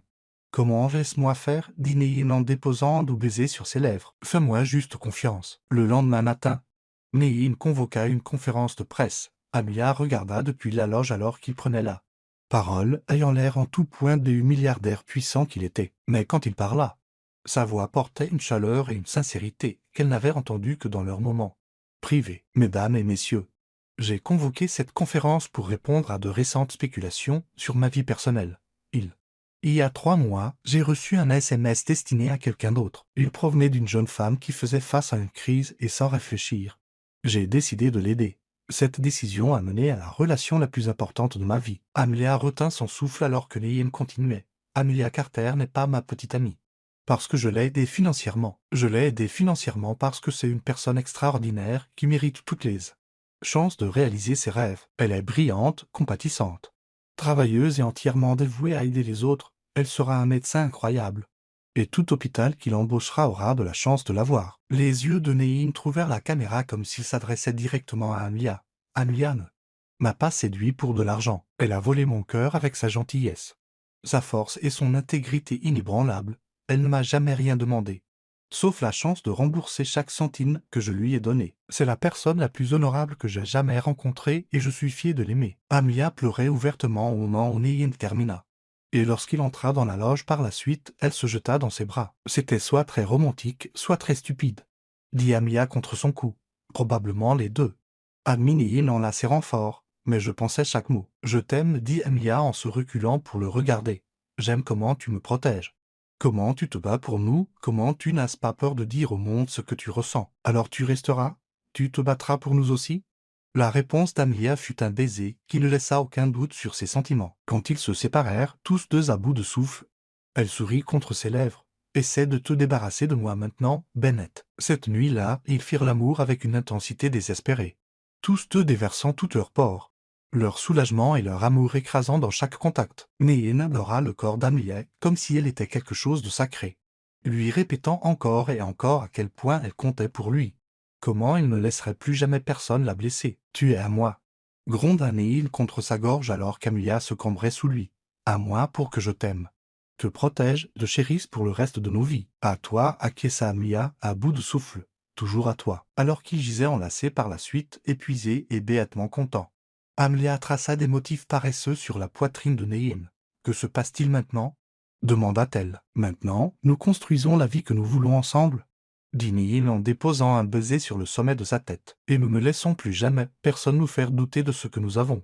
Promets-le-moi, murmura Amelia. Je te promets l'éternité, répondit Nehin. Tout le reste n'est que détail. Dehors, le monde continuait de tourner avec ses commérages et ses spéculations. Mais à l'intérieur de leur amour, Amelia et Nehin avaient trouvé quelque chose d'incassable. Une connexion qui pouvait résister à n'importe quelle tempête, surmonter n'importe quel obstacle, et en sortir plus forte qu'auparavant. Ils avaient prouvé que l'amour, le vrai amour, pouvait tout conquérir. Chapitre 9. Construire le paradis ensemble. 2 mois après la conférence de presse de Nehin, Amelia et Nehin étaient devenus le couple puissant que tout le monde admirait. Maintenant, pour toutes les bonnes raisons, le scandale initial s'était calmé, remplacé par une admiration sincère pour leur histoire d'amour et les réussites académiques d'Amelia. La défense publique de Nehin avait non seulement fait taire les critiques, mais avait élevé leur de réputation de manière inattendue. Amelia se jeta dans sa dernière année de médecine avec une vigueur renouvelée, et Nehin découvrit que regarder la femme qu'il aimait exceller était plus addictif que n'importe quelle affaire commerciale. Il assistait à ses présentations chaque fois que possible, assise au fond des amphithéâtres avec la fierté d'un homme regardant sa reine conquérir le monde. Tu sais, tu n'es pas obligé de venir à chacune de mes présentations de cas, dit Amelia un soir alors qu'il marchait main dans la main sur le campus de l'université. Je suis sûr que tu as des choses plus importantes à faire que de m'écouter discuter de pathologie cardiaque. Rien n'est plus important que de te voir devenir le médecin que tu es censé être, répondit Nehin en portant sa main à ses lèvres pour un doux baiser. De plus, j'ai appris des choses. Savais-tu que le cœur peut littéralement se briser à cause du stress émotionnel?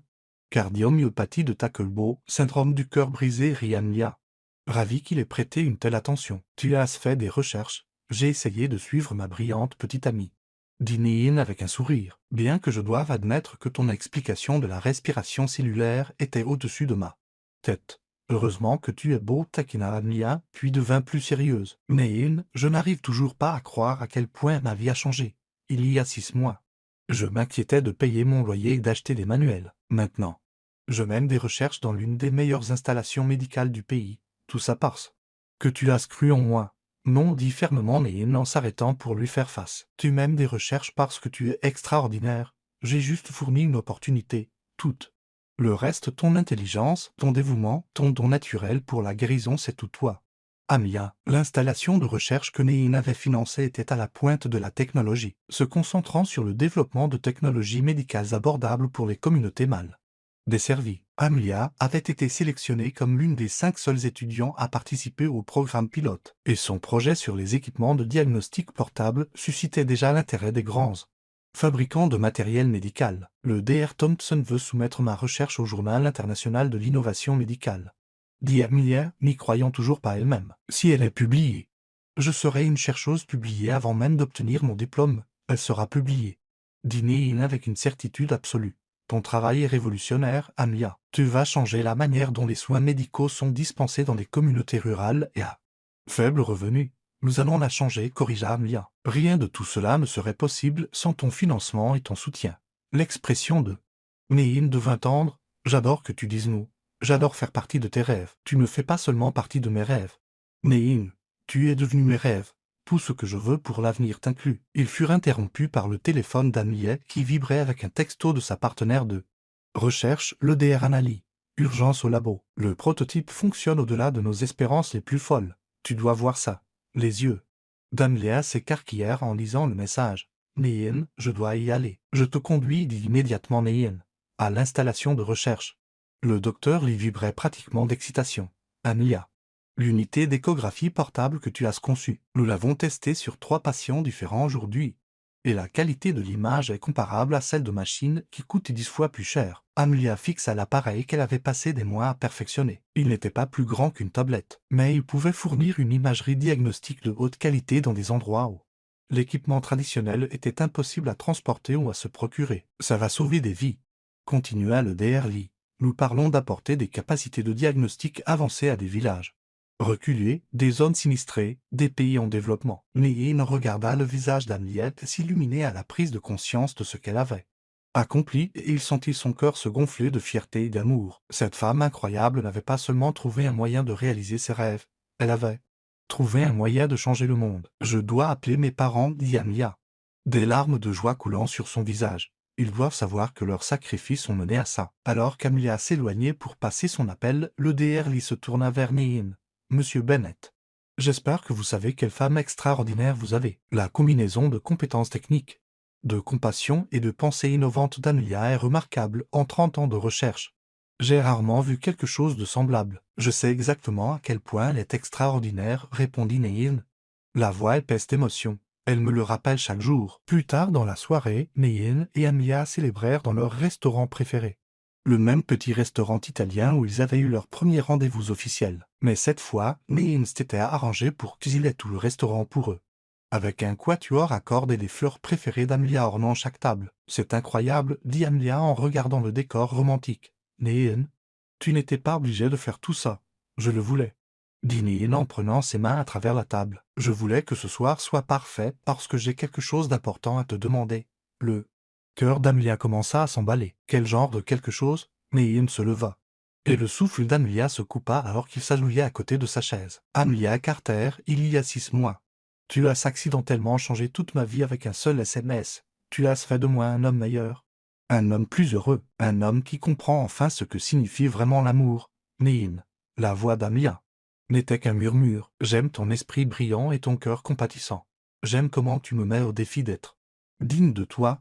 J'aime comment tu vois le bien en chacun, y compris en moi. J'aime comment tu me donnes envie d'utiliser tout ce que j'ai pour rendre le monde meilleur. Tout comme tu le fais. Neyin plongea la main dans la poche de sa veste et en sortit une boîte à bagues, l'ouvrant pour révéler un superbe diamant taille émeraude entouré de pierres plus petites qui captaient la lueur des bougies comme des étoiles capturées. Je veux passer chaque jour du reste de ma vie à te regarder changer le monde.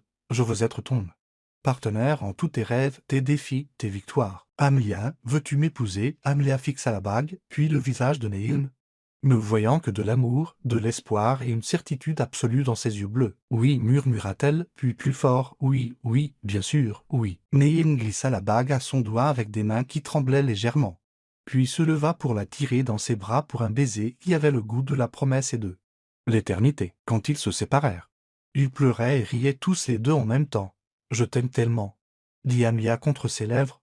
J'ai hâte d'être ta femme. Madame Amelia Bennett, dit Neyin, testant le son. C'est parfait. Juste une condition, dit Amelia avec un sourire espiègle, n'importe laquelle. Quand nous nous marierons, je veux une lune de miel à cet observatoire où nous nous sommes embrassés pour la première fois. Sous les étoiles, fait Neyin, bien que je doive te prévenir. J'ai l'intention de te garder là-bas pendant au moins un mois. Seulement un mois? Taquina Amelia. J'espérais plus longtemps. Ils passèrent le reste de la soirée à planifier leur avenir. Un mariage au printemps. Une lune de miel qui combinerait l'observation des étoiles avec des visites d'installation médicales dans des pays en développement où la recherche d'Amelia pourrait avoir le plus grand impact. Une vie passée à construire quelque chose de magnifique ensemble. J'ai une autre surprise, dit Neyin alors qu'ils se préparaient à quitter le restaurant. Je travaille avec le conseil d'administration pour créer la fondation Amelia Carter pour l'innovation médicale. Amelia le fixa, choquée. Neyin, tu ne peux pas nommer une fondation d'après moi. Je le peux. Et je l'ai fait. Elle financera la recherche et le développement de technologies médicales abordables pour les populations mal desservies. Tout ce qui te passionne, tout ce que tu veux accomplir, nous aurons des ressources pour le réaliser à l'échelle mondiale. Nous allons changer le monde ensemble, dit Amelia avec émerveillement. Nous le faisons déjà, répondit Neyin en la faisant tourner au milieu du restaurant vide. Chaque jour avec toi change mon monde pour le mieux. Alors qu'il rentra en voiture à travers les lumières de la ville, la bague de fiançailles d'Amelia captant la lumière des lampadaires et la main de Neyin chaude dans la sienne, Amelia s'émerveilla de la façon dont sa vie avait radicalement changé. Il y a un an, Elle était une étudiante en difficulté avec de grands rêves et des options limitées. Maintenant, elle était une femme fiancée avec un projet de recherche publié, une fondation à son nom, et un fiancé qu'il aimait avec le genre d'intensité sur laquelle les poètes écrivent. Un sou pour tes pensées? Dit Nin en la regardant alors qu'il s'arrêtait à un feu rouge. Je pense juste à qu'elle. Point, tout ça est parfait, dit Amelia. À quel point nous sommes parfaits ensemble, même si je suis incroyablement riche et que tu t'inquiétais du prix du ticket de bus, surtout à cause de ça, dit sérieusement Amelia. Tu aurais pu choisir n'importe quelle femme au monde. Quelqu'un de ton cercle social qui comprenait ton style de vie. Au lieu de cela, tu m'as choisi quelqu'un qui te met au défi, qui vient d'un monde complètement différent, qui te fait travailler pour l'amour au lieu de simplement l'attendre. Et tu aurais pu choisir n'importe lequel de ces brillants étudiants en médecine qui t'adorent. Rétorqua Nehin. Au lieu de cela, tu as choisi le milliardaire émotionnellement indisponible avec des problèmes de confiance. Ancien problème de confiance, corrigea Amelia. Et tu n'es pas émotionnellement indisponible. Tu es la personne la plus émotionnellement présente que j'ai jamais connue. Seulement avec toi, dit doucement Nehin. Tu es la seule personne qui m'ait jamais fait me sentir assez en sécurité pour être complètement moi-même. C'est comme ça que je sais que c'est pour toujours, dit Amelia en tendant la main pour toucher son visage. Parce que quand je suis avec toi, je suis la version la plus vraie de moi-même que j'ai jamais été. Cette nuit-là, ils firent l'amour avec la passion désespérée de deux personnes qui avaient trouvé quelque chose de précieux et n'avaient aucune intention de le laisser partir. Nehin adora chaque centimètre du corps d'Amelia en lui murmurant des promesses sur leur avenir. Et Amelia lui montra à chaque contact à quel point elle lui appartenait complètement. Ma fiancée, murmura Nehin contre sa gorge alors qu'il gisait enlacé par la suite. Mon futur mari, répondit Amelia, sa voix pleine d'émerveillement et de contentement. Es-tu prête pour l'éternité avec moi? Demanda Nehin. Amelia le regarda dans les yeux, voyant tout leur avenir s'y refléter. Des conférences médicales et des galas de charité, des matins calmes et des nuits passionnées. Des enfants qui grandiraient en sachant qu'ils étaient profondément aimés. Un partenariat qui durerait des décennies et changerait d'innombrables vies. Je suis prête depuis le moment où je t'ai envoyé ce texto par erreur, dit Amelia. Je ne le savais juste pas encore. La meilleure erreur que nous ayons jamais faite, dit Nehin en la serrant plus près. Pas une erreur, corrigea Amelia d'une voix endormie. Le destin, alors qu'ils s'endormaient dans les bras l'un de l'autre. Tous deux savaient qu'ils avaient trouvé quelque chose d'extraordinaire. Le genre d'amour qui transforme tout ce qu'ils touchent. Le genre de partenariat qui rend les deux personnes meilleures qu'elles n'auraient jamais imaginé pouvoir l'être. Demain apporterait de nouveaux défis, de nouvelles opportunités, de nouvelles aventures. Mais ce soir, ils savaient l'un l'autre et c'était tout. Chapitre 10. L'éternité commence. L'amphithéâtre bourdonnait d'excitation alors que des centaines de diplômés en médecine montaient sur scène en toge et mortier. Amelia se tenait avec sa promotion, son pouce accélérant de fierté, d'accomplissement et d'une gratitude immense. Après des années de lutte, de sacrifice et de détermination acharnée, elle était enfin là, sur le point de devenir le Dr Amelia Carter. Depuis le premier rang, Nehin observait, les larmes aux yeux, la femme qu'il aimait plus que la vie elle-même se préparait à recevoir son diplôme de médecine. À côté de lui étaient assis les parents d'Amelia, Grace et William, tous deux pleurant ouvertement de fierté. Zoe, maintenant une jeune femme sophistiquée de 18 ans avec une bourse complète pour une école de cinéma, enregistrait tout en essuyant ses larmes. C'est ma fille, murmura William, la voix épaisse d'émotion. C'est ma petite fille qui devient médecin. Nehin tendit la main et serra l'épaule de l'homme plus âgé. Au cours de l'année écoulée, la famille d'Amelia était devenue la sienne, l'accueillant avec le même amour inconditionnel qu'il témoignait à Amelia. William avait cessé d'être intimidé par la richesse de Nehin il y a des mois, et Grace le traitait comme le fils qu'elle n'avait jamais eu. Elle est incroyable, dit Nehin, sa propre voix rauque. Vous devriez être si fiers.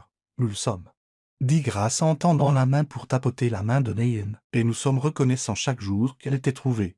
Tu as donné à notre fille des ailes pour voler. Lorsque le nom d'Amelia fut appelé, tout l'amphithéâtre sembla retenir son souffle. Elle traversa la scène avec grâce et confiance, sa peau brune et chaude brillant sous les lumières, son sourire assez radieux pour alimenter tout le bâtiment, alors que le doyen plaçait l'épitoge sur ses épaules et lui remettait le diplôme qui représentait des années de rêve, le travail acharné. Amelia regarda directement Nehin. Leurs yeux se croisèrent à travers l'amphithéâtre bondé et à ce moment, plus rien d'autre n'existait. Nehin articula « Je t'aime ». Et le sourire d'Amelia s'élargit encore plus alors qu'elle le lui rendait. Les applaudissements furent assourdissants. Mais tout ce qu'Amelia pouvait entendre était le son de son propre cœur chantant de joie. « Mesdames et messieurs, annonça le doyen, je vous présente le Dr Amelia Carter, diplômé summa cum laude avec une spécialisation en médecine d'urgence et une orientation vers les Initiative de santé mondiale. Nehim se leva immédiatement, applaudissant avec la ferveur d'un homme regardant sa déesse recevoir sa couronne. Autour de lui, la famille d'Amlia applaudissait assez fort pour être entendue à 3 rangs de distance. Et Nehim n'aurait pas pu être plus fier de faire partie de ce moment incroyable. Après la cérémonie, Nehim trouva Amlia entourée de camarades de classe et de professeurs, tous la félicitant pour ses réussites. Mais quand elle le vit s'approcher, elle se détacha de la foule et courut droit dans ses bras. Dr. Carter, dit Nehim en la faisant tourner alors qu'elle riait de pure joie. « Mon Dieu, ça sonne parfaitement. Ça semble parfait. » dit Amlia contre son oreille. « Tout semble parfait. Qu'est-ce que ça fait d'avoir conquis le monde ?» demanda Nehim, la reposant et la gardant près de lui. « J'ai l'impression d'être prête à conquérir le suivant, répondit Amlia avec un sourire. Le Dr. Thompson veut que je présente une recherche à la conférence internationale sur l'innovation médicale à Genève le mois prochain. Alors nous irons à Genève, dit Nehim sans hésitation. J'aurai le jet prêt quand tu en auras besoin, notre jet, corrigea Amlia, sa bague de fiançailles captant la lumière du soleil de l'après-midi. N'oublie pas, ce qui est à toi est à moi maintenant. Tout ce que j'ai est à toi, dit sérieusement Nehim. Ça l'a toujours été. Depuis le moment où tu m'as envoyé ce texto par erreur. Leurs familles les rejoignirent alors et leur suivante fut un tourbillon de photographies, de félicitations et de plans pour le dîner de célébration que Nehim avait organisé dans le restaurant le plus exclusif de la ville. Mais à travers tout cela, Amlia avait l'impression de flotter, portée par l'amour et le soutien écrasant des personnes qui comptaient le plus pour elle. Un discours, s'écria Zoe pendant le dîner en faisant teinter son verre avec sa fourchette jusqu'à ce que toute la salle à manger privée se taise. Amlia se leva, sa main trouvant automatiquement celle de Nehim alors qu'elle regardait autour de la table les visages de tous ceux qu'elle aimait. « Il y a un an, je pensais que mes rêves étaient en train de mourir, commença-t-elle, sa voix claire et forte. Je pensais avoir tout perdu parce que j'avais fait une erreur. Mais cette erreur m'a conduite à l'amour de ma vie. » Elle baissa les yeux vers Nehim, dont les yeux brillaient de larmes non versées. « Nehim, tu n'as pas seulement sauvé mes rêves, tu les as rendus plus grands, plus audacieux, plus beaux que je ne l'aurais jamais imaginé. Tu m'as appris que l'amour ne consiste pas seulement à trouver quelqu'un qui accepte tes rêves, mais à trouver quelqu'un qui t'aide à rêver plus grand. Et tu m'as appris que le succès ne se mesure pas en dollars ou en affaires, répondit Nehim en se levant pour l'entourer de ses bras. Il se mesure en amour, dans les vies que nous touchons, dans la différence que nous faisons ensemble. » Amlia et Nehim leva son verre William, sa voix fière et émue. « À l'amour qui change tout, à l'amour qui change tout, fit écho la table. » Et Amlia sentit que son cœur pourrait éclater de la simple ampleur de son bonheur. Plus tard dans la soirée, Nehim conduisit Amlia à leur endroit spécial, l'observatoire où ils s'étaient embrassés pour la première fois sous les étoiles. Mais cette fois, toute l'installation était décorée de milliers de petites lumières, créant un pays d'effets scintillants et romantiques. Nehim souffla Amlia alors qu'ils montaient le chemin. « Qu'est-ce que c'est que tout ça de ceci ?» dit Nehim en s'arrêtant au même endroit où il l'avait demandé en mariage. « C'est là que nous nous marions demain. » Amlia se retourna pour lui faire face, les yeux écarquillés de choc. « Demain ? Mais nous avions prévu le mariage pour le mois prochain. Le lieu, les fleurs, les invités. Tout est réglé, dit Nehim avec un sourire à la fois espiègle et tendre. Tes parents savent. Zoe sait. Toutes les personnes importantes seront là. Je ne pouvais tout simplement pas attendre un autre mois pour faire de toi ma femme. Mais la robe, elle est suspendue dans l'observatoire, livrée il y a 1 heure. Grace m'a aidé à la choisir il y a des mois, juste au cas où. » Amlia le fixa, stupéfaite. « Tu as planifié un mariage secret, j'ai planifié notre mariage parfait, corrigea Nehim, sous les étoiles où nous sommes tombés amoureux, avec seulement nos familles et nos amis les plus proches. Pas de paparazzi, pas de pression sociale, juste nous et les promesses que nous voulons nous faire. » Des larmes coulèrent sur le visage d'Amlia alors qu'elle regardait le décor magique que Nehim avait créé. « C'est parfait, murmura-t-elle. C'est absolument parfait. Alors, tu m'épouseras demain, demanda Nehim, semblant soudain vulnérable malgré toute sa planification minutieuse. « Je t'épouserai tout de suite si tu le voulais, » rit Amlia à travers ses larmes. « Je suis prête à être ta femme depuis le jour où tu m'as dit que tu m'aimais. » Le soir suivant, alors que le soleil se couchait derrière les collines et que les premières étoiles commençaient à apparaître, Amlia descendit une allée de pétales de rose vers l'homme qui avait changé son monde entier. Elle portait une robe de soie ivoire fluide qui la faisait ressembler à une déesse. Et lorsque Nehim la vit s'approcher, il dut s'agripper à l'autel pour ne pas tomber à genoux. « Tu es à couper le souffle, murmura-t-il lorsqu'elle l'atteignit, prenant ses mains dans sa chaude étreinte. « Tu es tout, murmura Amlia en retour.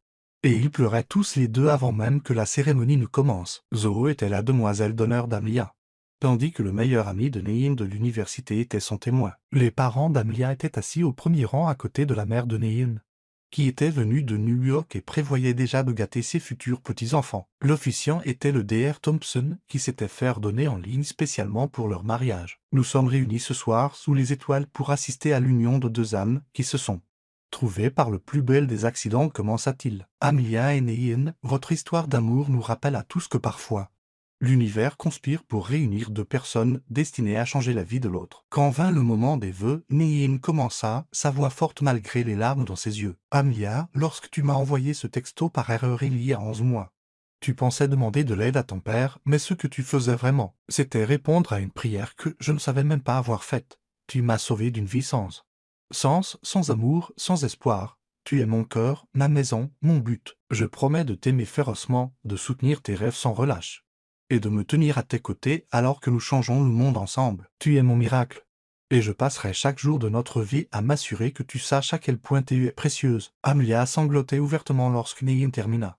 Et il lui fallut plusieurs instants pour se ressaisir, assez pour prononcer ses propres vœux. Nehin, tu m'as appris que l'amour ne consiste pas seulement à trouver quelqu'un qui t'accepte au téléphone que tu es. C'est trouver quelqu'un qui t'inspire à devenir tout ce que tu es censé être. Tu n'as pas seulement aidé à réaliser mes rêves. Tu m'as aidé à découvrir des rêves que je ne savais même pas avoir. Tu es mon encre, mes ailes. Ma plus grande aventure. Je promets de t'aimer complètement, de te défier constamment, et de construire avec toi une vie qui honore le cadeau incroyable qui nous a été donné. Tu es la maison de mon cœur et je te choisis chaque jour pour le reste de nos vies. Lorsqu'ils s'embrassèrent en tant que mari et femme, les étoiles semblèrent briller plus fort, comme si l'univers lui-même célébrait leur union. Le petit groupe éclata en acclamations et en applaudissements. Mais Amelia et Nehin étaient perdus l'un dans l'autre, scellés ensemble d'une promesse qui durerait pour toujours. La réception fut intime et parfaite, avec de la danse sous les étoiles et des toasts qui firent pleurer de joie tout le monde. Mais le moment le plus magique arriva lorsque Nehin et Amelia s'éclipsèrent de leur propre fête, pour se tenir au télescope où ils s'étaient embrassés pour la première fois. « Madame Bennett », dit Nehin en la serrant contre lui alors qu'il se balançait sur une musique que seul pouvait entendre. Dr. Madame Bennett corrigea Amelia en riant. « Je garde les deux titres. Je n'en voudrais pas autrement. » Murmura Nehin en la faisant tourner lentement sous la lumière des étoiles. « Qu'est-ce que ça fait d'être marié à moi? C'est comme rentrer à la maison. » Dit simplement Amelia, comme si chaque lutte, chaque défi, chaque moment de doute en valait la peine. Parce que tout m'a mené à toi. Je t'aime tellement que ça m'effraie parfois à voir Nehin, son front reposant contre le sien. Tant mieux, dit Amelia avec un sourire qui aurait pu alimenter tout l'observatoire. Parce que je t'aime tout autant, et j'ai l'intention de passer les 60 prochaines années à te montrer exactement à quel point. Ils firent l'amour cette nuit-là dans la suite nuptiale que Nehin avait préparée à l'observatoire, avec une baie vitrée qui leur offrait une vue parfaite sur les étoiles. C'était passionné et tendre, désespéré et doux. Une appropriation qui marquait le début de leur éternité. « Promets-moi quelque chose, » murmura Amelia par la suite. Sa robe de mariée enta sur le sol à côté d'eux. « N'importe quoi.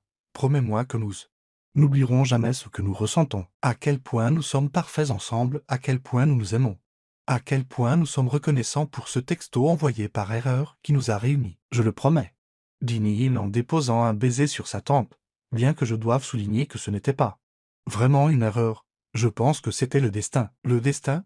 Pensez, dit Nehin, sa voix douce d'émerveillement. De tous les mauvais numéros que tu aurais pu contacter, de tous les milliards de personnes dans le monde, tu m'as trouvé, moi, quelqu'un qui avait besoin de toi tout autant que tu avais besoin d'aide. Quelqu'un qui verrait ton message et penserait, cette femme est extraordinaire, au lieu de cette femme est folle. Amelia leva la tête pour le regarder, voyant toute leur histoire d'amour se refléter dans ses yeux bleus ardoises. Tu penses vraiment que c'était le destin? Je pense que tu étais destinée à être mienne dès l'instant où tu es né, dit sérieusement Nehin. Je pense que chaque choix que nous avons fait, chaque chemin que nous avons emprunté, chaque erreur et chaque triomphe nous ont menés exactement là où nous devions être pour que nous puissions nous trouver. Alors je suppose que je devrais remercier l'univers de m'avoir rendue si mauvaise pour vérifier les numéros de téléphone, rit Amelia. L'univers a tendance à envoyer des textos en pleurant, acquiesça Nehin avec un sourire, alors qu'ils s'endormaient dans les bras l'un de l'autre, entourés par la lumière des étoiles et enveloppés dans le genre d'amour que les gens passent des vies à chercher. Amelia et Nehin savaient tous les deux qu'ils avaient trouvé quelque chose de vraiment extraordinaire. Leur histoire d'amour avait commencé par un SMS désespéré envoyé au mauvais numéro. Mais elle continuerait pour les décennies à venir. Il y aurait des enfants qui grandiraient en sachant qu'ils étaient profondément aimés. Des fondations caritatives qui changeraient des millions de vies, des percées médicales qui commenceraient dans un petit laboratoire de recherche et se répandraient dans le monde entier. Mais rien de tout cela n'importait autant que ceci, la façon dont ils s'emboîtaient parfaitement. La façon dont ils se rendaient meilleurs l'un l'autre. La façon dont leur amour avait transformé deux âmes perdues en quelque chose de complet, de beau et d'éternel. Amelia avait commencé comme une étudiante désespérée demandant de l'aide à son père. Elle terminait sa nuit de noces en tant que Dr. Amelia Bennett, épouse bien-aimée d'un homme extraordinaire, prête à changer le monde avec la puissance de leur amour combiné. C'était, comme Liam l'avait promis lors de leur premier vrai rendez-vous, le meilleur genre d'ennui, celui qui durait pour toujours,